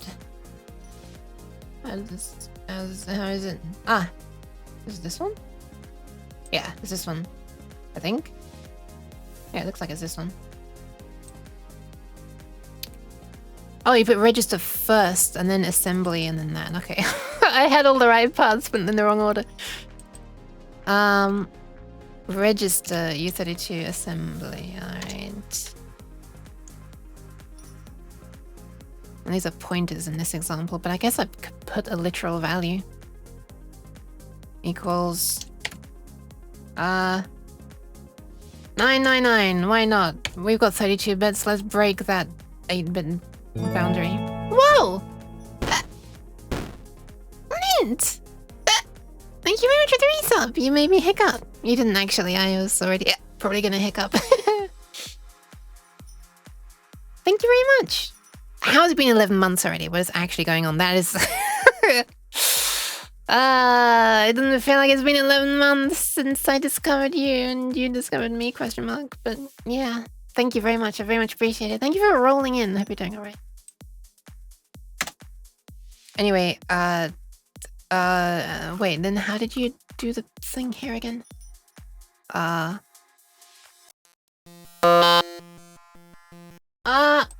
Oh god!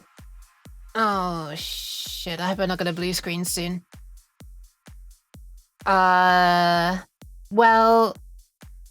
my streaming setup just crashed. This is still being captured and running okay. I sure as hell hope I'm not about to blue screen, which is what often happens, happened on my previous computer when something crashed, and it was crashing because of memory corruption, and so maybe I'm also about to crash because of memory corruption. Was this an out of memory? No. It was not. Unfortunately. Well,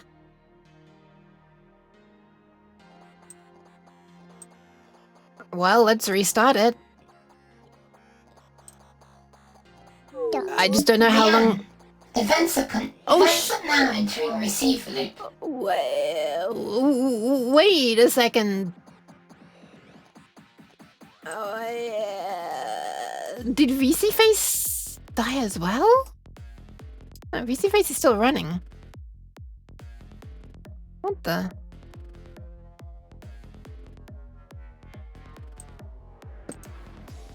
Did the port not being closed cleanly somehow broken? Let me restart VC Face as well. What happened? Cheese. Alright, let's restart VC Face for the tracking. Hopefully I'll stop T-posing soon. How dare you throw cheese at me while I'm vulnerable? Oh dear, it's actually not working.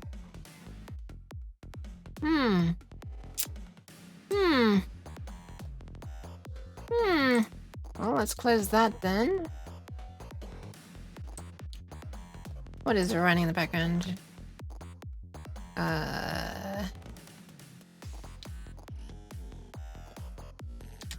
Yeah, my thing's not still running in the background. Leap service, so yeah, it's just for the hand tracking. What was the actual face tracking part called again? I forget. Oh my god, there's a lot of shit running. Why? What are all these con hosts again? What the fuck are all these con hosts? So are these part of OBS? Should probably load Process Explorer to find out.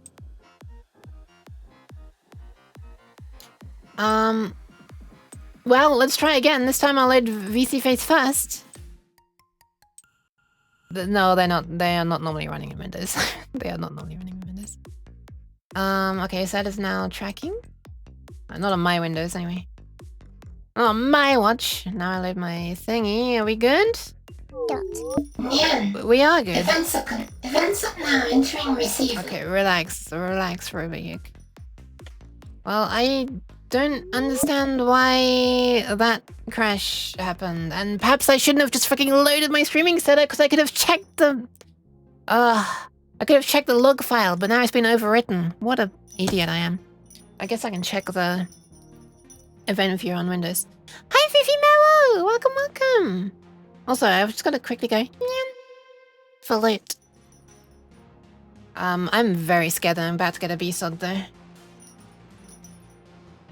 I've never had a crash like that also took out tracking until I completely restarted VCFace, which is a bit strange. Hope the Fifi's doing alright. Okay, what I was about to say is, how do I use it?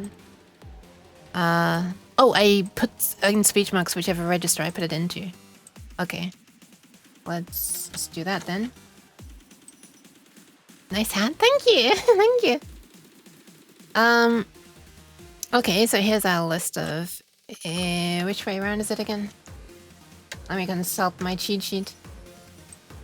It's outputs, which might also be read from, and then inputs only. So I put plus to read from it as well. Okay, so what if I want to read from? Let's see. I want to be called reg A in assembly, and pass it into register 8, and it's this variable.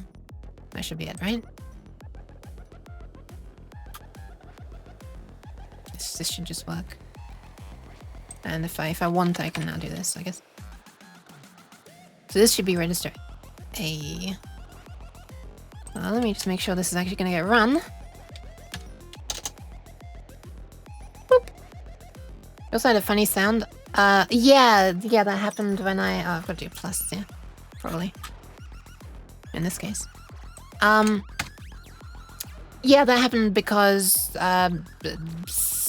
something SEO buffer size, something kernel, something lag spike, something. What's I'm complaining about now is this? Oh, it's probably just. Let's see. Matching constraint not valid. So you have to specifically put equals rather than a plus. Do you not? Is it automatically plus? Matching constraint not valid. What if I put equals 7? Now it's in one of the 7 that it knows exist. Okay, what if I actually put R7 as well? I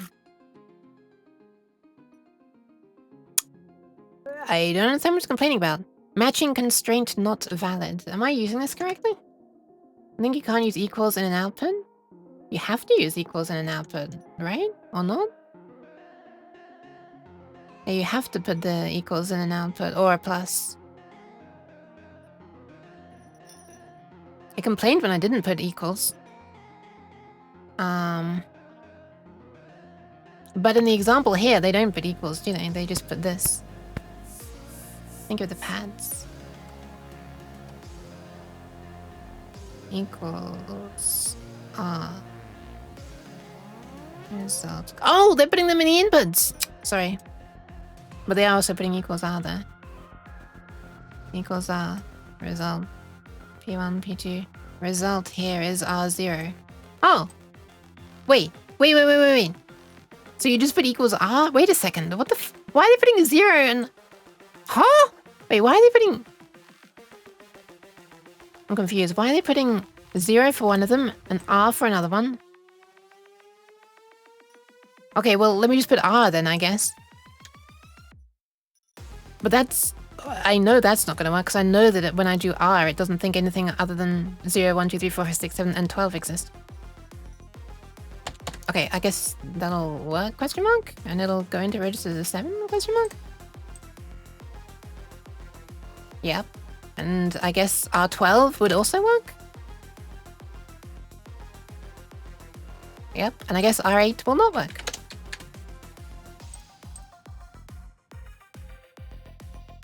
It did work. Should we see what it actually did? Let's see what it actually did.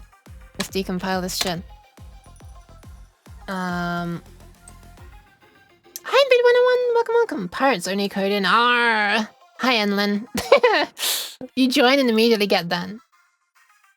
That's input. Yeah, it is input. On their example there.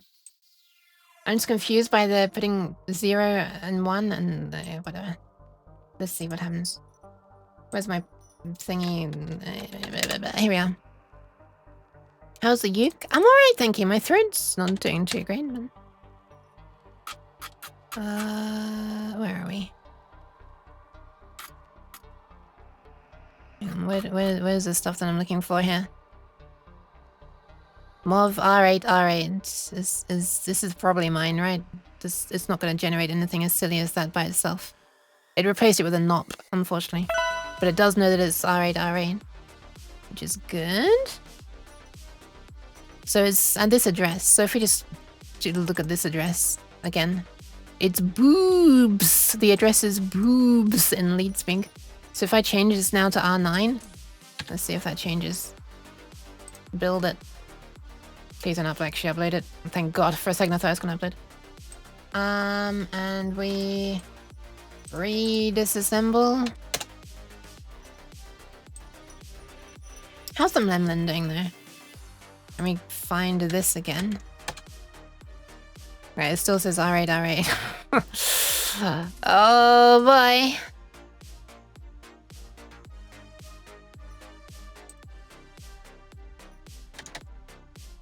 I'm trying to alt-tab for my life here, but I'm failing. Well, let's add a bunch of silliness. Search for R9. Yeah, that would make sense, wouldn't it? I'm just gonna do this instead. Because I am. Actually, let me explicitly... Oh, you know what? Let me do a thingy. This is like bad, because I'm not marking this as clobbering.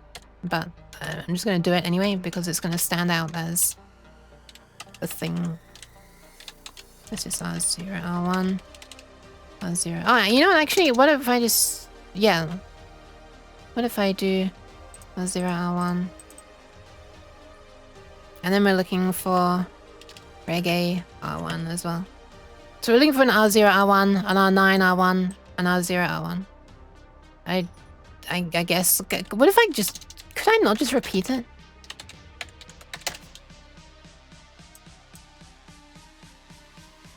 Booms are haunted? Yeah, that's why they're boobies. Is that what you're about to say, Bit?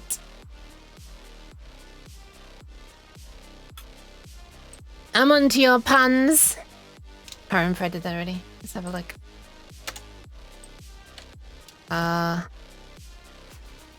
Okay. Well, things have moved a bit. Let's just search for R9. There's nothing. Let's search for... Where the why can't I find my shit?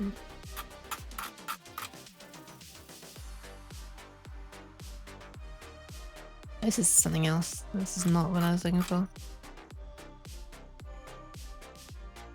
Why can't I, like, not find... Just, oh, here we are, R9, yay! There it is. Why did I not find it when I searched for R9? What the fuck? Huh? Did I have my cursor at the bottom of the thing or something? Anyway, there it is, nice, R9. Hell yeah!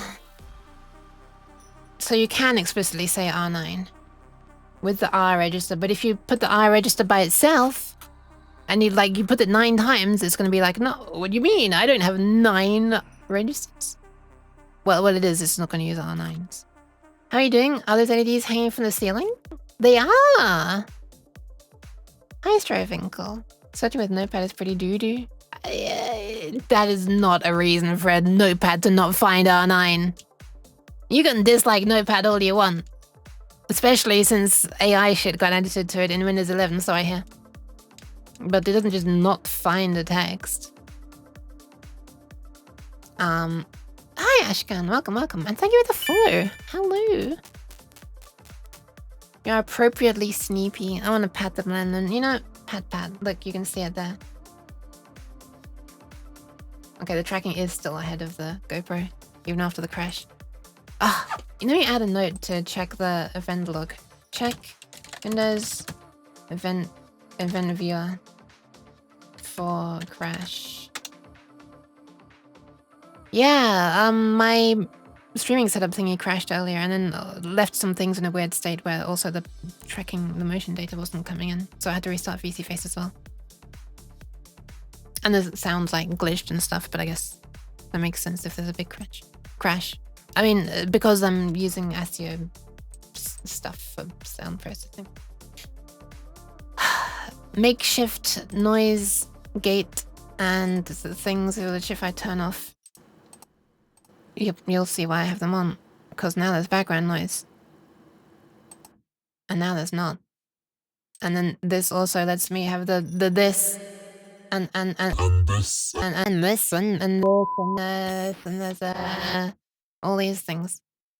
Also this, hang on. I still don't have a shortcut for this mall announcement effect, but I need to make an announcement right now. Wait, I need to make the dum dum dum dum again. Should I do it again? Let's do it. I'm doing it. I'm gonna commit to the bit. Hold on. One sec. Hold on. Wait, you're not gonna be able to hear this. Wait. Okay, hold on.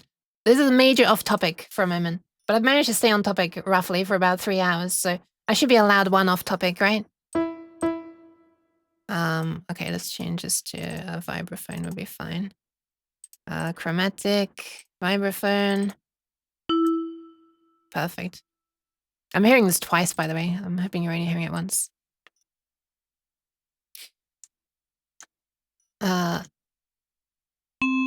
Yes, perfect. Wait, I need to think of an announcement to make first. Didn't you record this last time we did this? Record it? No, I didn't record it. I want to make another silly announcement and see if anyone can make out what I say. Okay, let's go. Wait, let me turn the release time up. That'll make it sound better. Okay, I failed to click the second note. Good start. Third time is the charm. Wait, can I just use keyboard keys for this? Seer. Oh, never mind. I'll just use this. Fine. Fine, we're using a what is that even? 13th? No. 1, 2, 3, 4, 5, 6, 7, 8, 9th. Major 9th, would that be? Is that a thing? It's a bit like a suspended second, but it's added.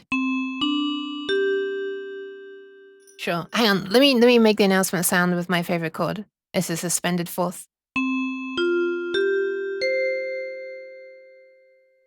I just like to announce that I really like successful chords. It's not because they sound like successful buckles or anything. Also, I'm trying to do something that.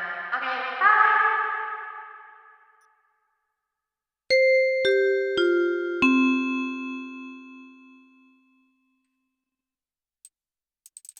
We now return to a regularly scheduled stream of assembly. This was a fun side thing. Synthesizer you can now turn off.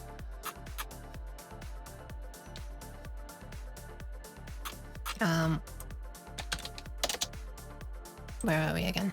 Oh yes, we're trying to make a loop. Oh yeah. Where am I from? I'm from a place where cats can also speak.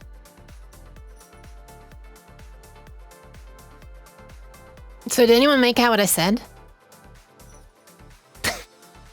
Thank you, Strovinkle. Or Strovinkle. I go between Stroy and Stro because, you know, Dutch or German pronunciations. Your train, inaudible. From platform, inaudible. And is delayed, inaudible. Comes from a place down under, underneath the ground. Yeah, I live underground because I'm a worm. I am the long yook. I'm not actually the long yook. Attention, please. Small Tommy from the kids area is looking for his parents.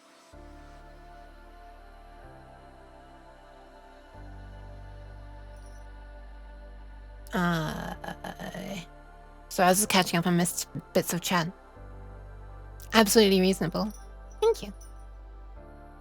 I should actually be stopping streaming like within 15 minutes probably. So, maybe I should hurry the hell up.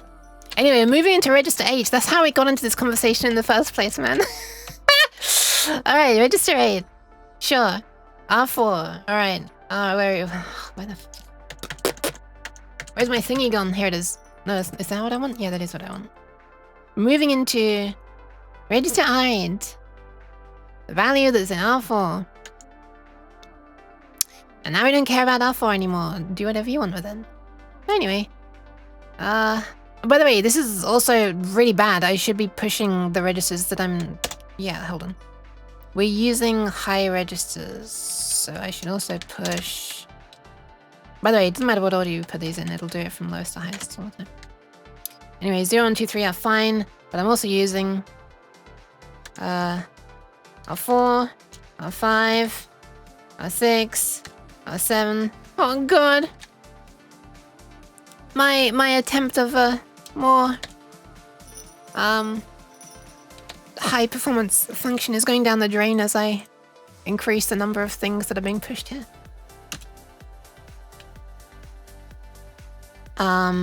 Which engine am I using? Oh, for like the VTuber stuff? This is a Unity thingy. This is Unity. Is the whole code in assembly or just bits here and there? This is the only... That's not true actually. Bits here and there. By it's barely plural bits. It's basically this and one other bit. She said... I'm really tempted to put it back on. Attention shoppers, there's currently an offer for 10% off these nuts in the cosmetics department. Bing, bing, bing, bing. There you are. You can probably make it out now that you know what I'm saying. Cheers. Why cheese? Why? Fuck off. Oh my god. Hi, Bell. Jeez. Hi, Bell. But also, why, Bell? Kaseraki. Okay, so now our 9 equals width of sprite in words. This is Cheese. 1 past max. Or no, this is the desired loop count. Max loop count. And we're also going to use R8 as the current one. So we want something to be in R8. But we want to start at 0. How do I clear a high register? I don't think I can really. I think I have to clear a low register and then move it over. Well, there's and. Oh, no, add. Add. There's add. But I would need to...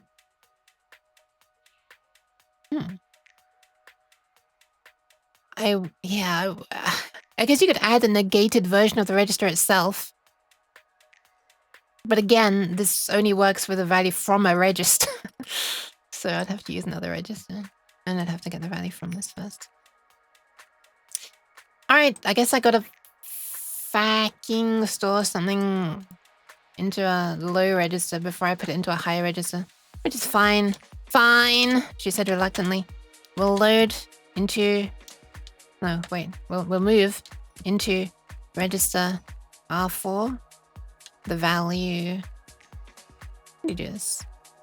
You literally just put 4 and then a number. The value is 0.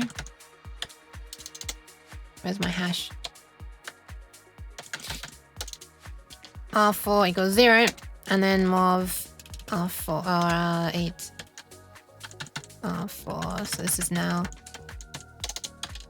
R9 equals that.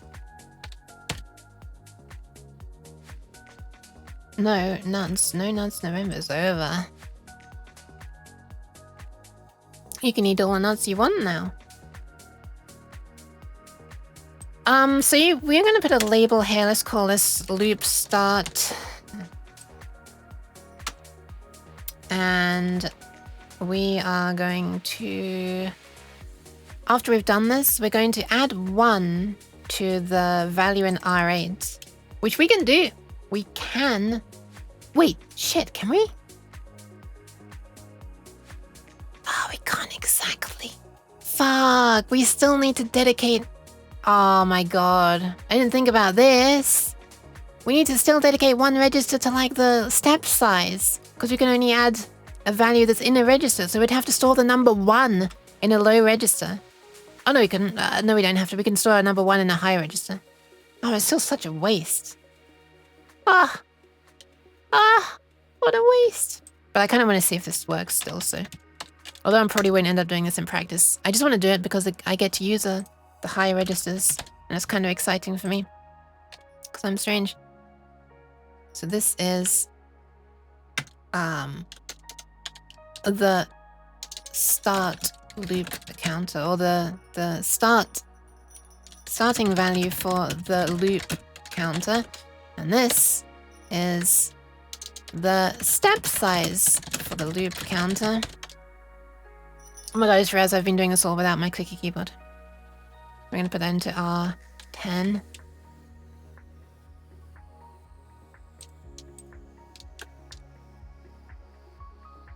So wait, R10 is the...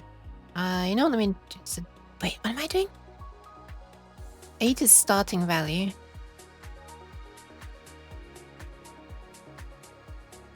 9 is the end. I kind of wouldn't do this in a different order. 8 is the starting value.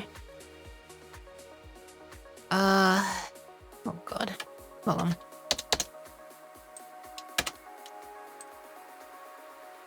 Just to make it easier on my head, R8 is the starting value, R9 is the step size? Steppies?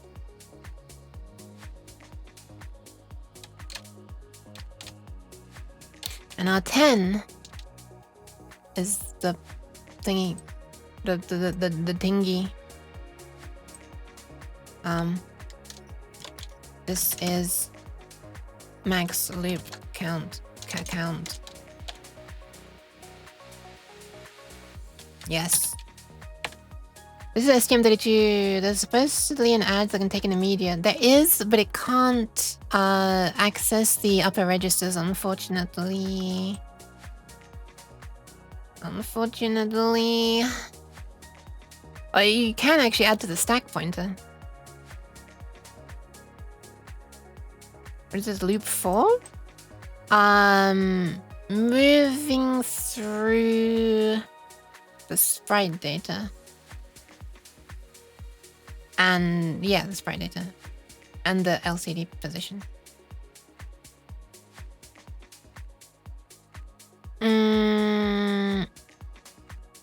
Starting value, step size.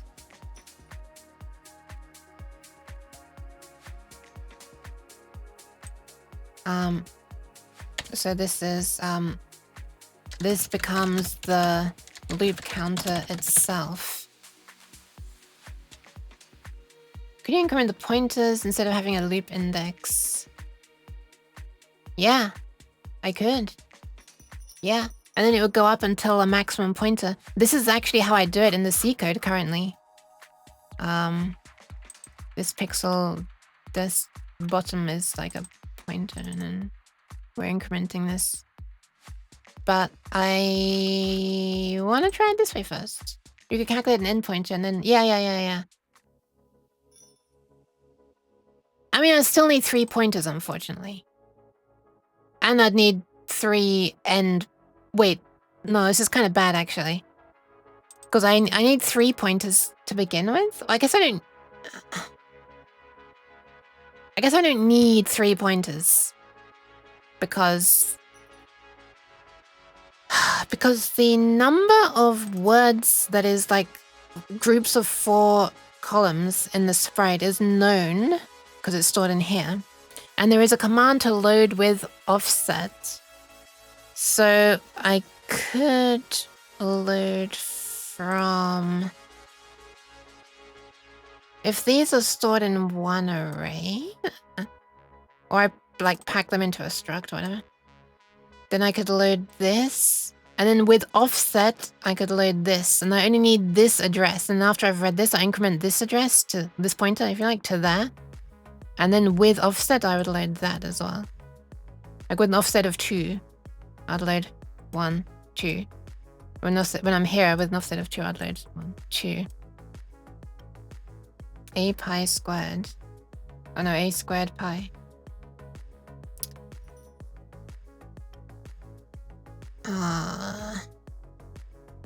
They all have the same number of loops. You only have to calculate one endpoint of the loop. Then add 3 to all. Oh yeah, I'm sorry, I'm an idiot. Yeah, sorry. Yeah, bear in mind that I'm literally just trying to start using assembly. I'm just trying to get something super simple working at the moment. So this is not all like super nice. I'm a super noob. I'm sorry. And I also should have stopped streaming basically now. No, don't worry. Thank you for pointing out that. Let me add a note.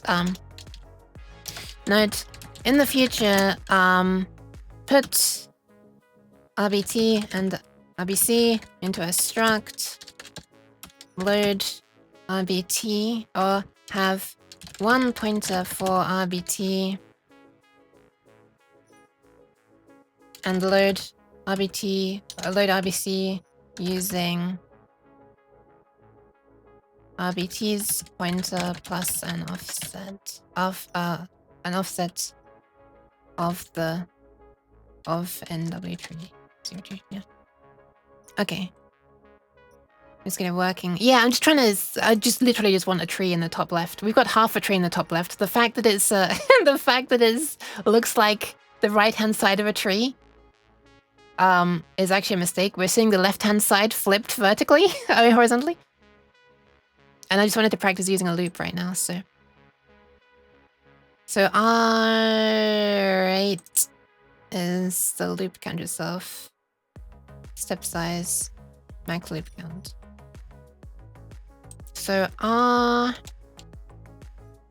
don't even know how to like access structs and stuff properly yet, but I can. It's probably just I mark it as extern and then add the correct offset size. But I haven't tried that yet. That's gonna be for next stream. Or maybe after... No, because I'm trying to keep my sleep schedule. So there is no after stream, basically. After stream is just eat, shower, and bed, I guess. What the fuck am I wanting to do again? I'm doing this, and then after this... Well, including the store, actually.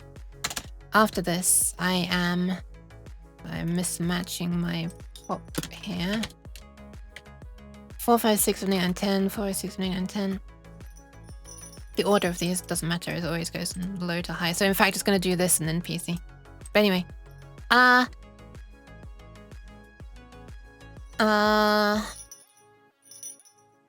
Afterwards, we want to increment. So add S. Oh, it's just add, actually.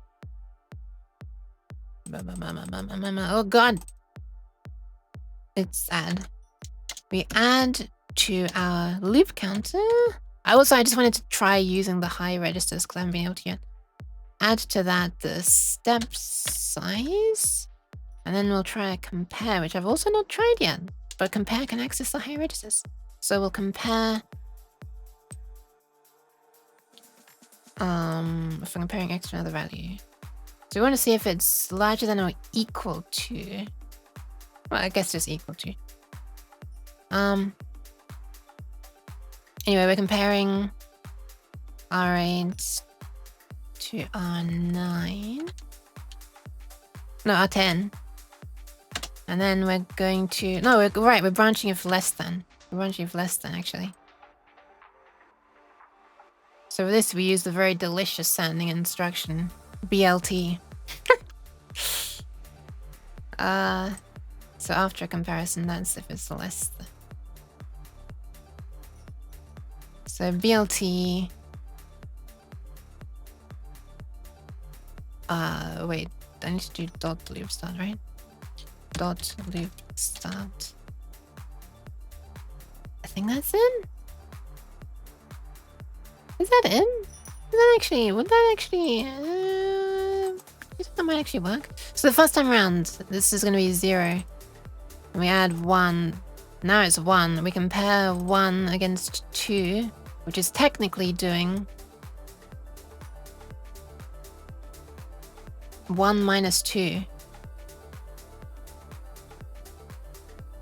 Is this the right way around?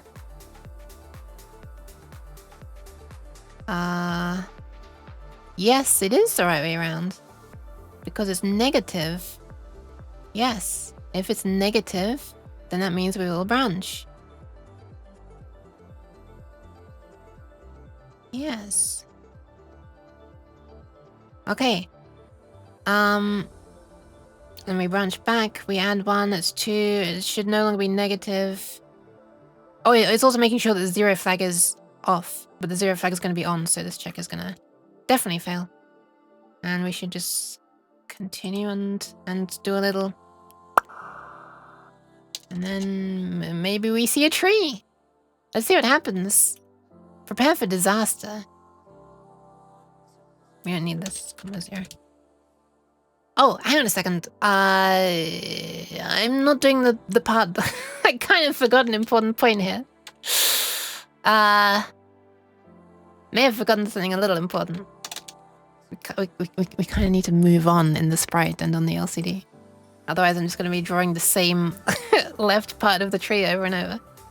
So let's increment. So add S, I guess.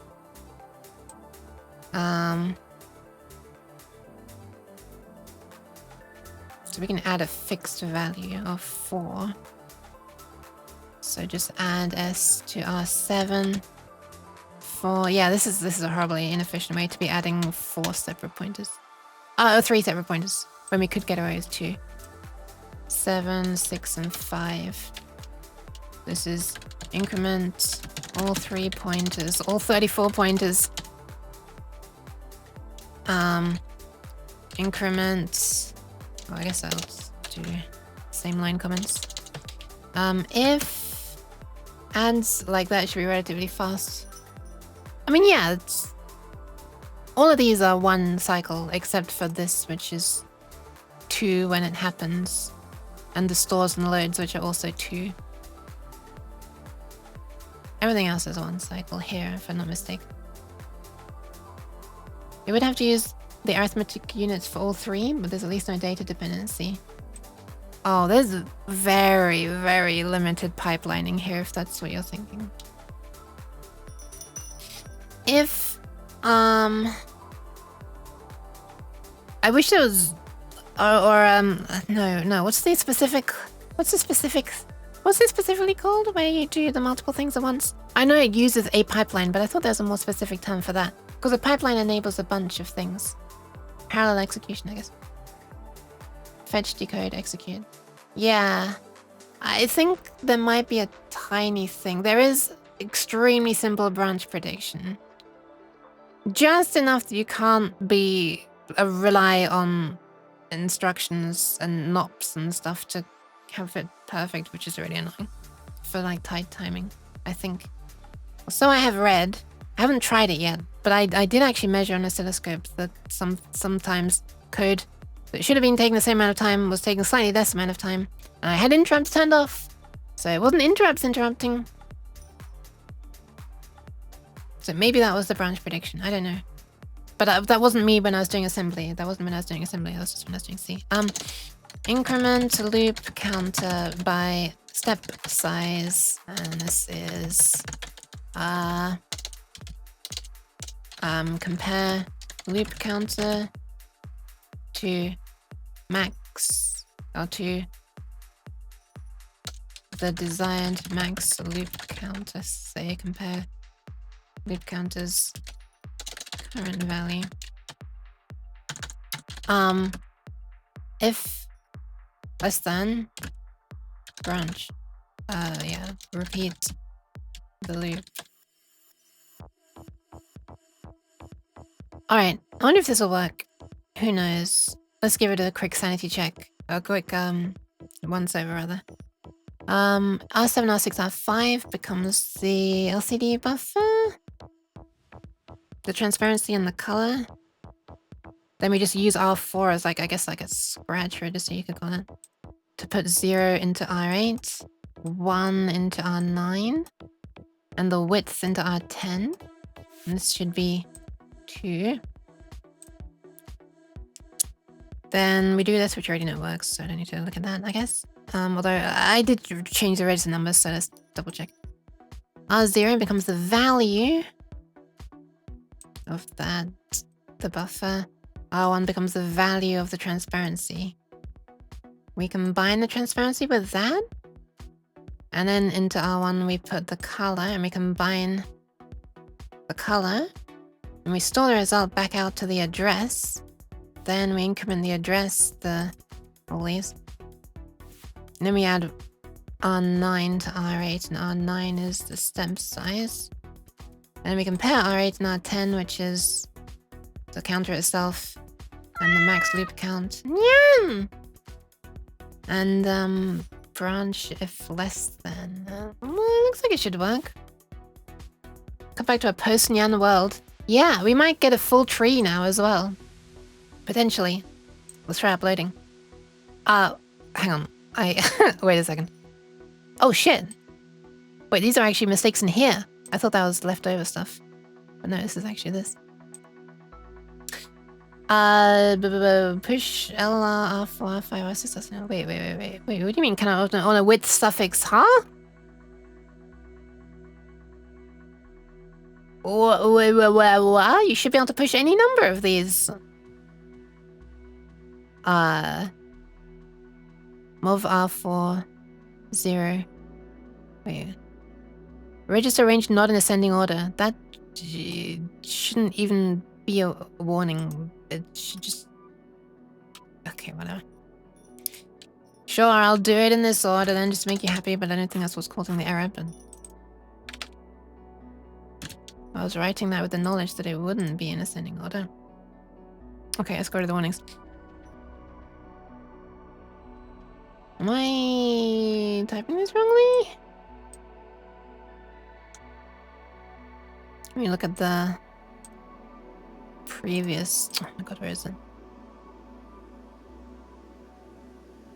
R4 piece. Yeah, so I am doing it with the correct syntax. Vampires always be grasping at straws.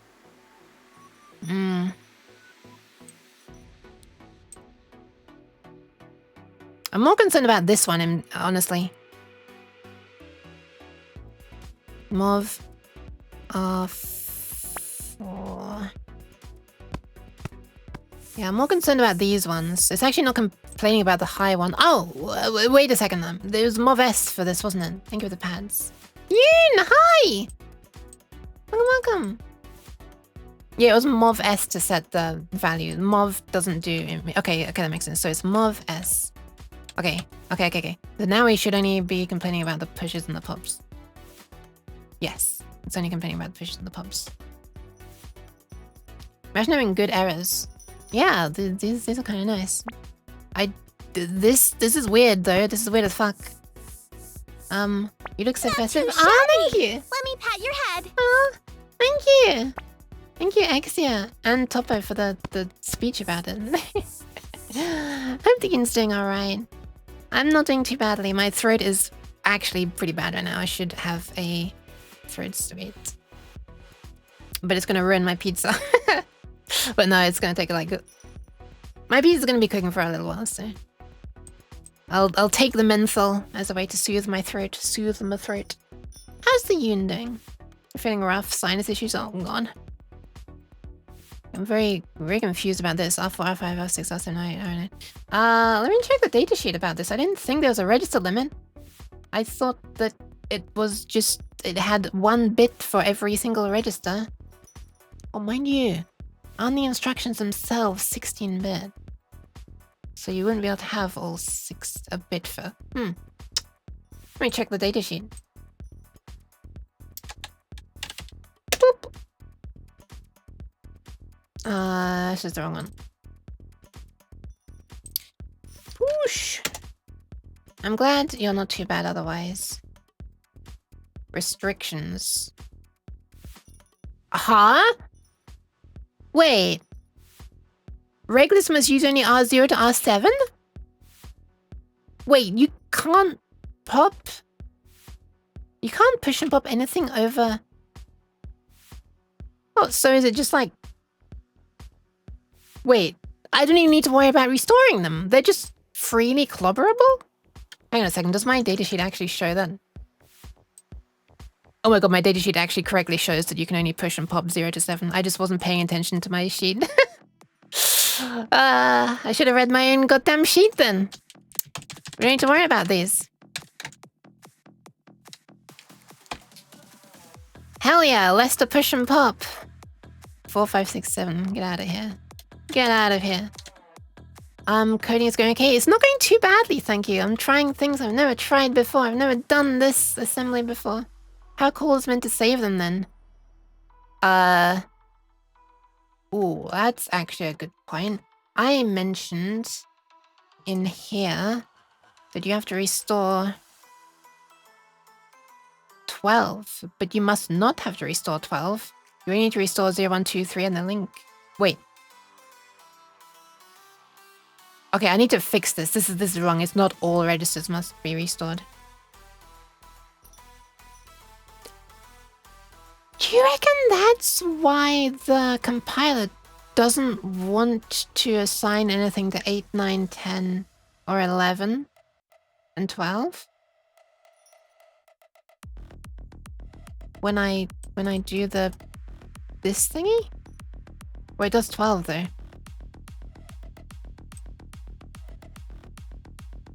Yeah, you don't need to do 0, 1, 2, or 3, or 12. First you push, then we pop. Yeah. Then we...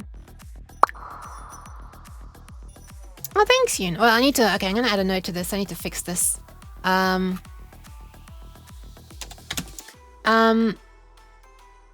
Fix info about which registers you need to restore in the...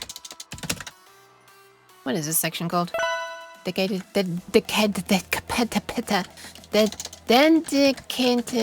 assembly file section. Can't push pop larger than, or let's just say R. This is 8 to R, whatever. Can't push pop greater than R7, except for LR and PC. See what really needs saving.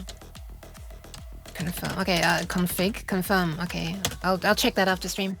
Thank you for the hydration. But at least this should now assemble. If we're very lucky, we'll get a tree at the top left of the LCD. That's our Christmas tree celebration. I actually didn't think about that, but it's kind of festive, isn't it, drawing a tree?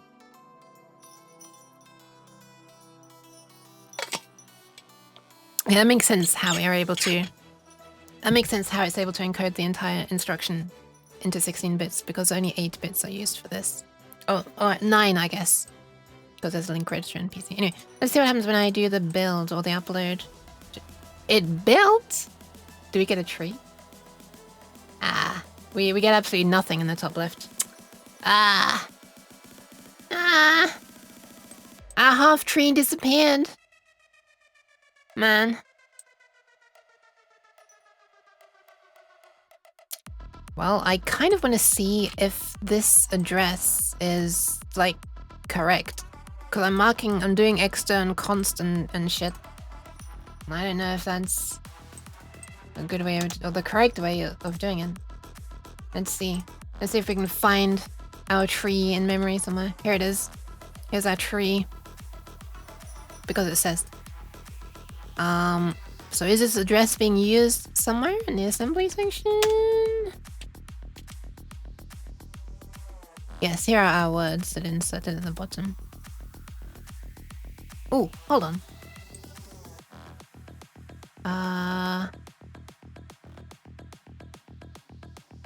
Wait, I am... Wait, okay, wait, let's just read this. Load into R7, blah, blah, blah, which points to 490, which is this. So we're loading this word in. And this word is Ah, this is the one that's in RAM because it's a very different looking one. So that's the buffer, right? And this one, 494, is pointing to here. So we're loading this literal value in here, and the value is this, which is this address. And so it's this. Thank you very much for the follow, Julio Rats. Oh my god, Uni. It's rats. Sorry, there's a running joke with rats and Uni, Julio. Push low regs, move high regs to low regs, push low regs, and then pop, move. What? Maybe you have to do a weird register shuffle for that. Oh god. Supposedly you must save for R4 to R11 and SP. Oh man. Oh man. Maybe that's why the compiler doesn't let you do that for ASM. It doesn't want to do that shuffle. Shuffle, shuffle.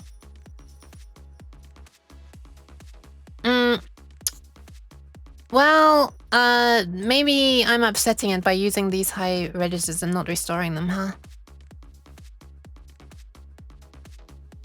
Is that why it's disappeared? Who knows?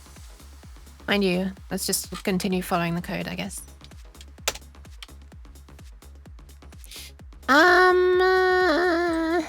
Okay. We're loading those registers. Restoring R4 0 and R8 R4, R4 1, R9 R4. We're loading.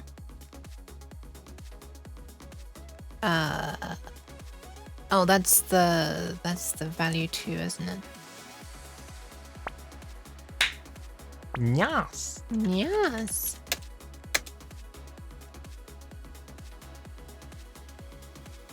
What? Wait, where's the value 2? There's nothing here. Wait, there's no value here. Wait. Okay, let me just hard code the value in here. Hard coded to. How do you do this again? 8-bit processor? No, this is 32-bit. It's this one if you're interested. Where's my thingy? Cheese. Cheese. But why cheese? That's the real question. Hi, Lunk. Welcome, welcome. That's the real answer. Cheese. Why cheese? So we do this and then we type dot thingy colon and then dot word. Okay, let's do that. Dot thingy colon dot word 2. And we'll read it from here instead. So maybe with the R4 started with a 0 in it or something, and so we just never copied anything because. Oh, well, no. Wait a minute. Wait a minute. It would have read a value though. It would have read a value. It would have read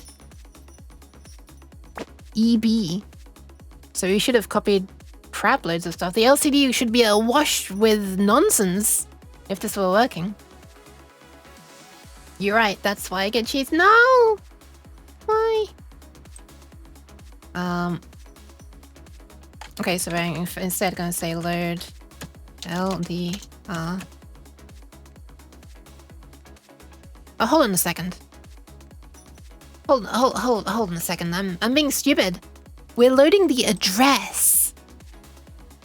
We're loading the fucking address of this as well. So not only is there nothing stored at that address, but we're never even grabbing the value from it. So let me actually do this and then grab its value.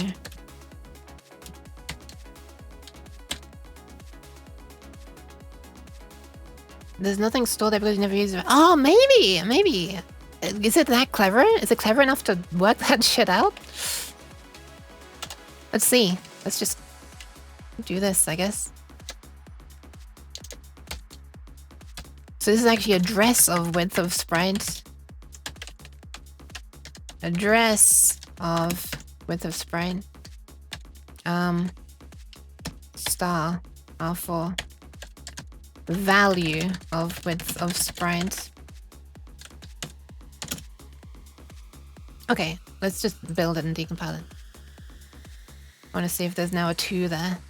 Oh my god, where is everything?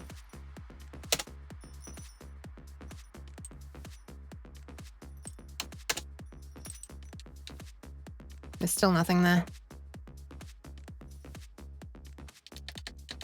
Man.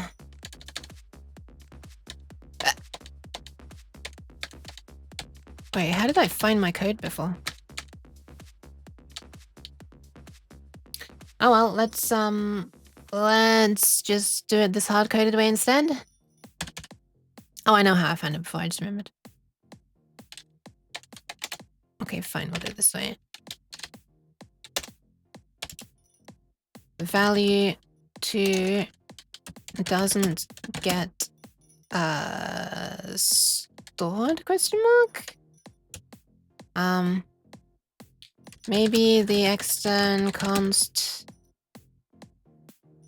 nw302 and lcd.cpp being defined or being defined and declared at the same time is bad, question mark? But probably not, because it's fine having... Oh, it's not even in there. It's in bigdata.h, actually. So let's not confuse future yook. Because that exists. It's just this doesn't. Wait. It should be underneath anyway. Well, I guess it doesn't really make a difference. Oh, because it's U8. Wait a minute. This is U8. Wait. Is it... No, it's not crashing. Because the address actually is a multiple of 32, but it could... Wait, no, it wouldn't crash. We should make this a U32, is what I'm trying to say. Or we should use the correct fucking instruction, which is what I meant to do in the first place, and the correct instruction is LDR SB, I think. To load a byte rather than a 32-bit value. Oh, LDRB. Thank you for saying with the kidneys. I will do that very soon. I mean, I'm going to end stream soon. I was meant to end stream a long time ago.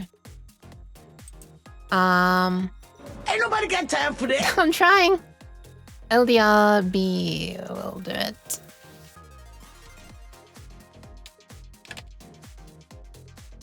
Let me comment that out for a sec.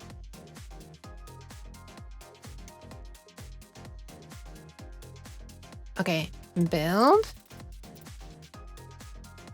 Kind of on a with suffix. What the? What the?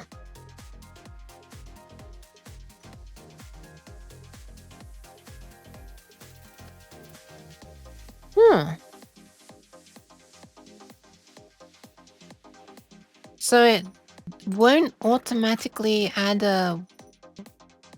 Does equals just automatically add a word then? Oh, this is kind of sad. Oh, wait, I'm stupid. This is a fucking address. Sorry, the actual value loaded in should be LDR. Yeah. Okay. LDRB, that should be LDRB. Oh my god. The address itself is 32-bit. The value is 8-bit. You can do this, yook. Wait, what am I doing? It's the wrong thing.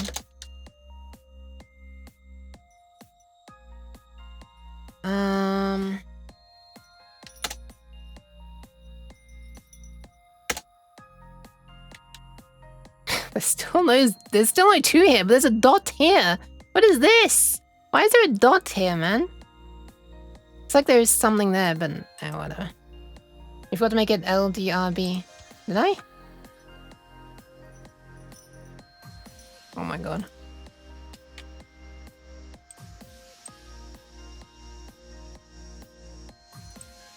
I'm really rushing to try and get this anything done. There's still no 2. Anyway, now the code should be doing better stuff. Let me just build it anyway and see if we see a tree. Is it just a problem that it's not showing it?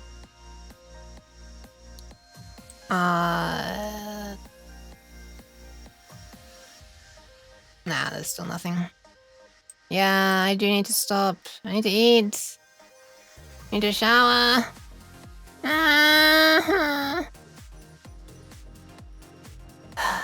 Wait, what the fuck am I doing? I'm doing another dereference here.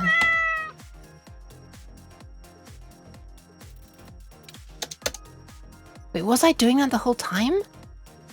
I'm so confused right now. Let's just upload again. Nope. Oh, there it is! There it is! Okay, we have our tree. Yay! Yay! Okay, question is, can we even see the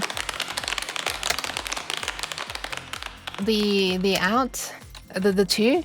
No, we still can't see the two, but there is a two there. There is a two there. I'm guessing this is some issue with like printing, and this is weird, isn't it?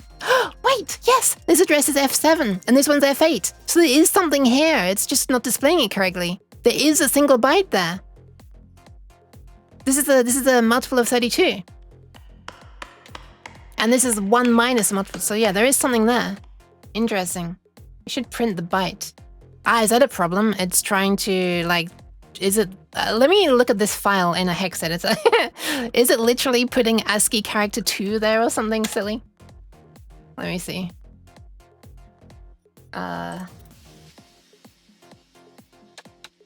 Okay, we're now looking at a decompilation in a hex editor. How ridiculous is this?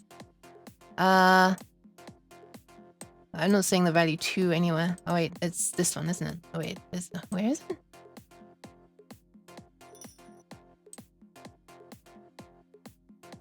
No, I don't think it... Wait, what am I looking at? Hold on a second. Oh, next line, right, next line, hold on. 7F.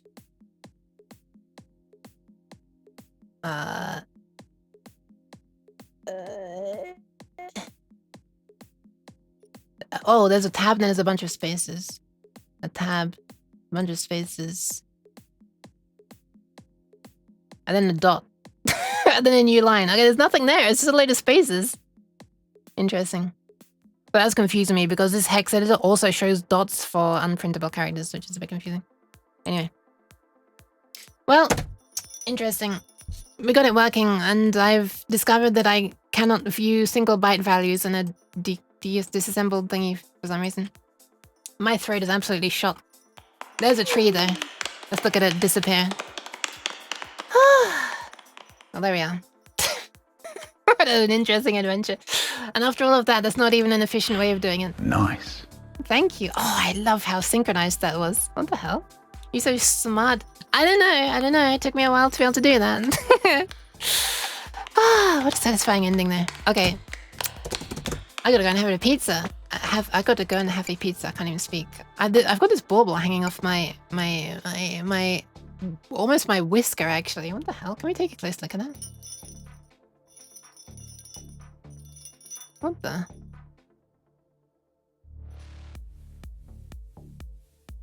That's kind of behind my whisker, actually. Well, oi! I was trying to... Man! How dare you? I thoroughly enjoyed cleaning my kitchen and making pancakes while listening to you fiddle with the edges. I'm glad. I'm glad my fiddling was interesting to some people. Listen to this. You hear this? This is me opening up a throat sweet because my throat is shot.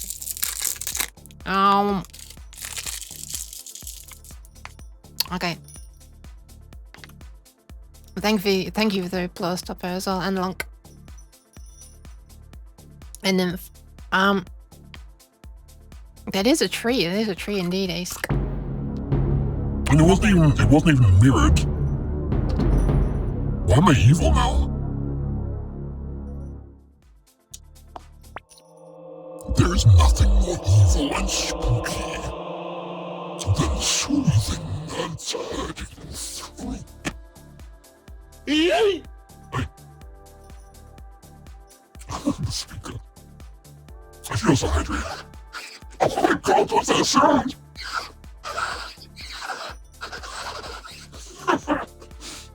It sounds amazing through the filter.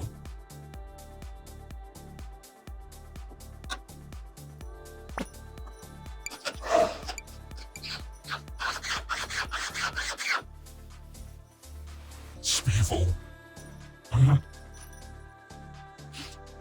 Thank you all so much for hanging out. I was... Hang on, let me wait for this to wear off. So someone can understand. Okay, I'm more intelligible now. I'm honestly surprised that I actually got to the point where I started writing assembly, because I was just doing the old show and tell. The autistic never-ending show and tell. The classic. On the picture that I made for a long time.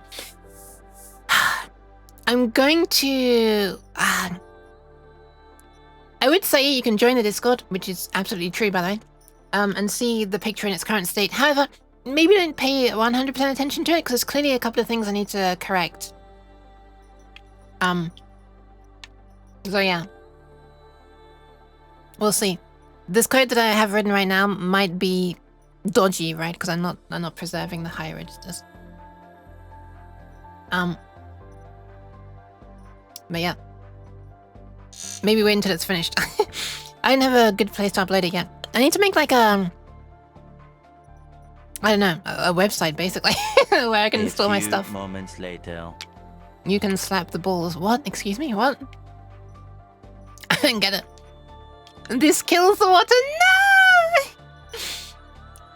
It was this. The water's okay. It's squeaking with happiness. I can't believe you've done this. Man, I love the fact that the notification thing is working now, even though it looks so bad. Ah! Water.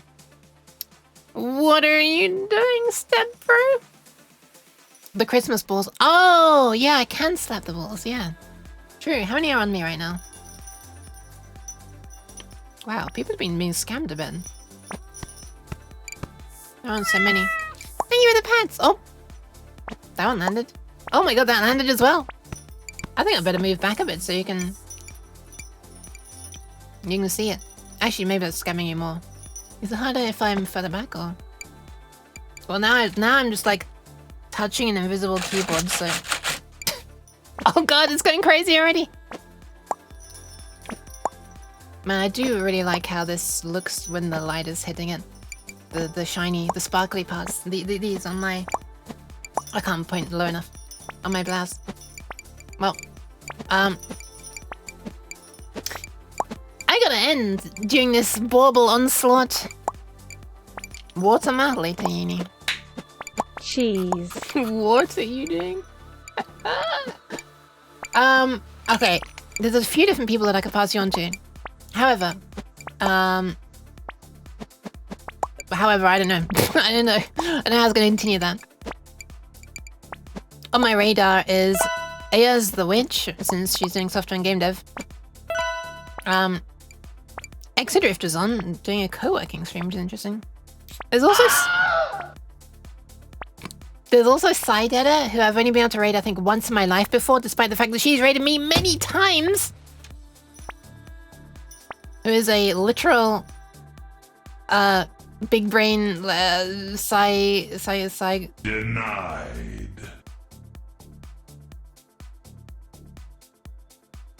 Wait. What was denied? Anyway, literal psychologist, VTuber. She's doing a collab right now though and playing a game, so it's nothing psychologistic. Psychologistic. Psychological question mark? Psychology related? She did a really interesting collab last night though. I was listening to that. I've got to resume the... I was listening to the VOD while I was preparing for stream. I've got to resume that. Oh, Ayaz is just beginning actually. You know what? Let's go into Ayaz, since she's just beginning. That's the best one, I think. Because, yeah. Hopefully not going to be ending anytime soon. We'll have a yapping witch, though. Psychologimicalistic. Ballistic? Maybe, yeah. Nice. I love the way it looks like the pop sound is the sound of the text coming out of the speaker when you do that. Should give up on dev in 20 minutes and switch to duck game. Oh no. Well, how about we slide into her stream with a raid message, something to do with a tree. Tree raid, maybe. Oh, how about we assembled the tree raid? We assembled the Christmas tree raid.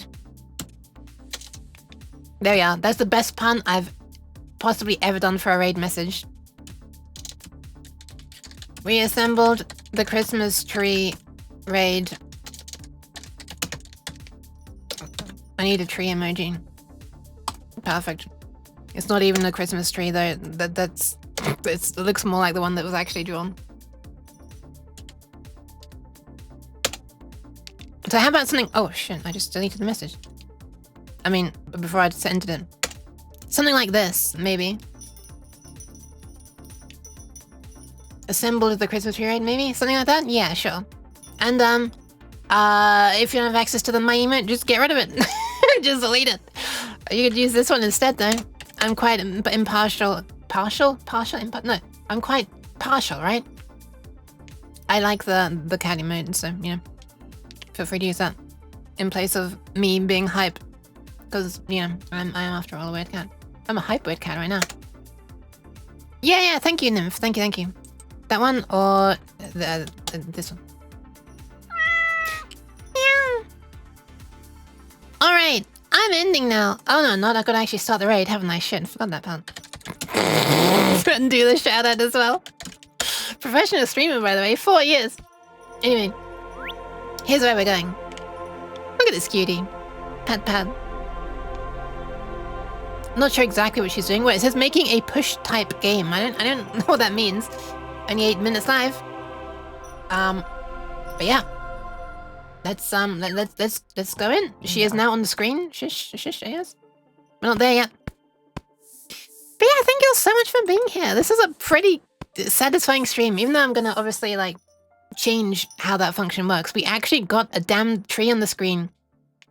And even though we can't make it appear at non-multiples of 4 yet, we'll get there someday, trademark maybe. But yeah, that's all. We assembled a Christmas tree. We Alright, that's all. I'm gonna have a pizza now. You all take care of yourself. I am disappearing. Thank you all for the pets as well. Very professional streamer indeed, thank you. Oh, Myriad, hi and bye. Bye everyone! Good pizza, thank you. Bye! Thank you for the pets! Ah!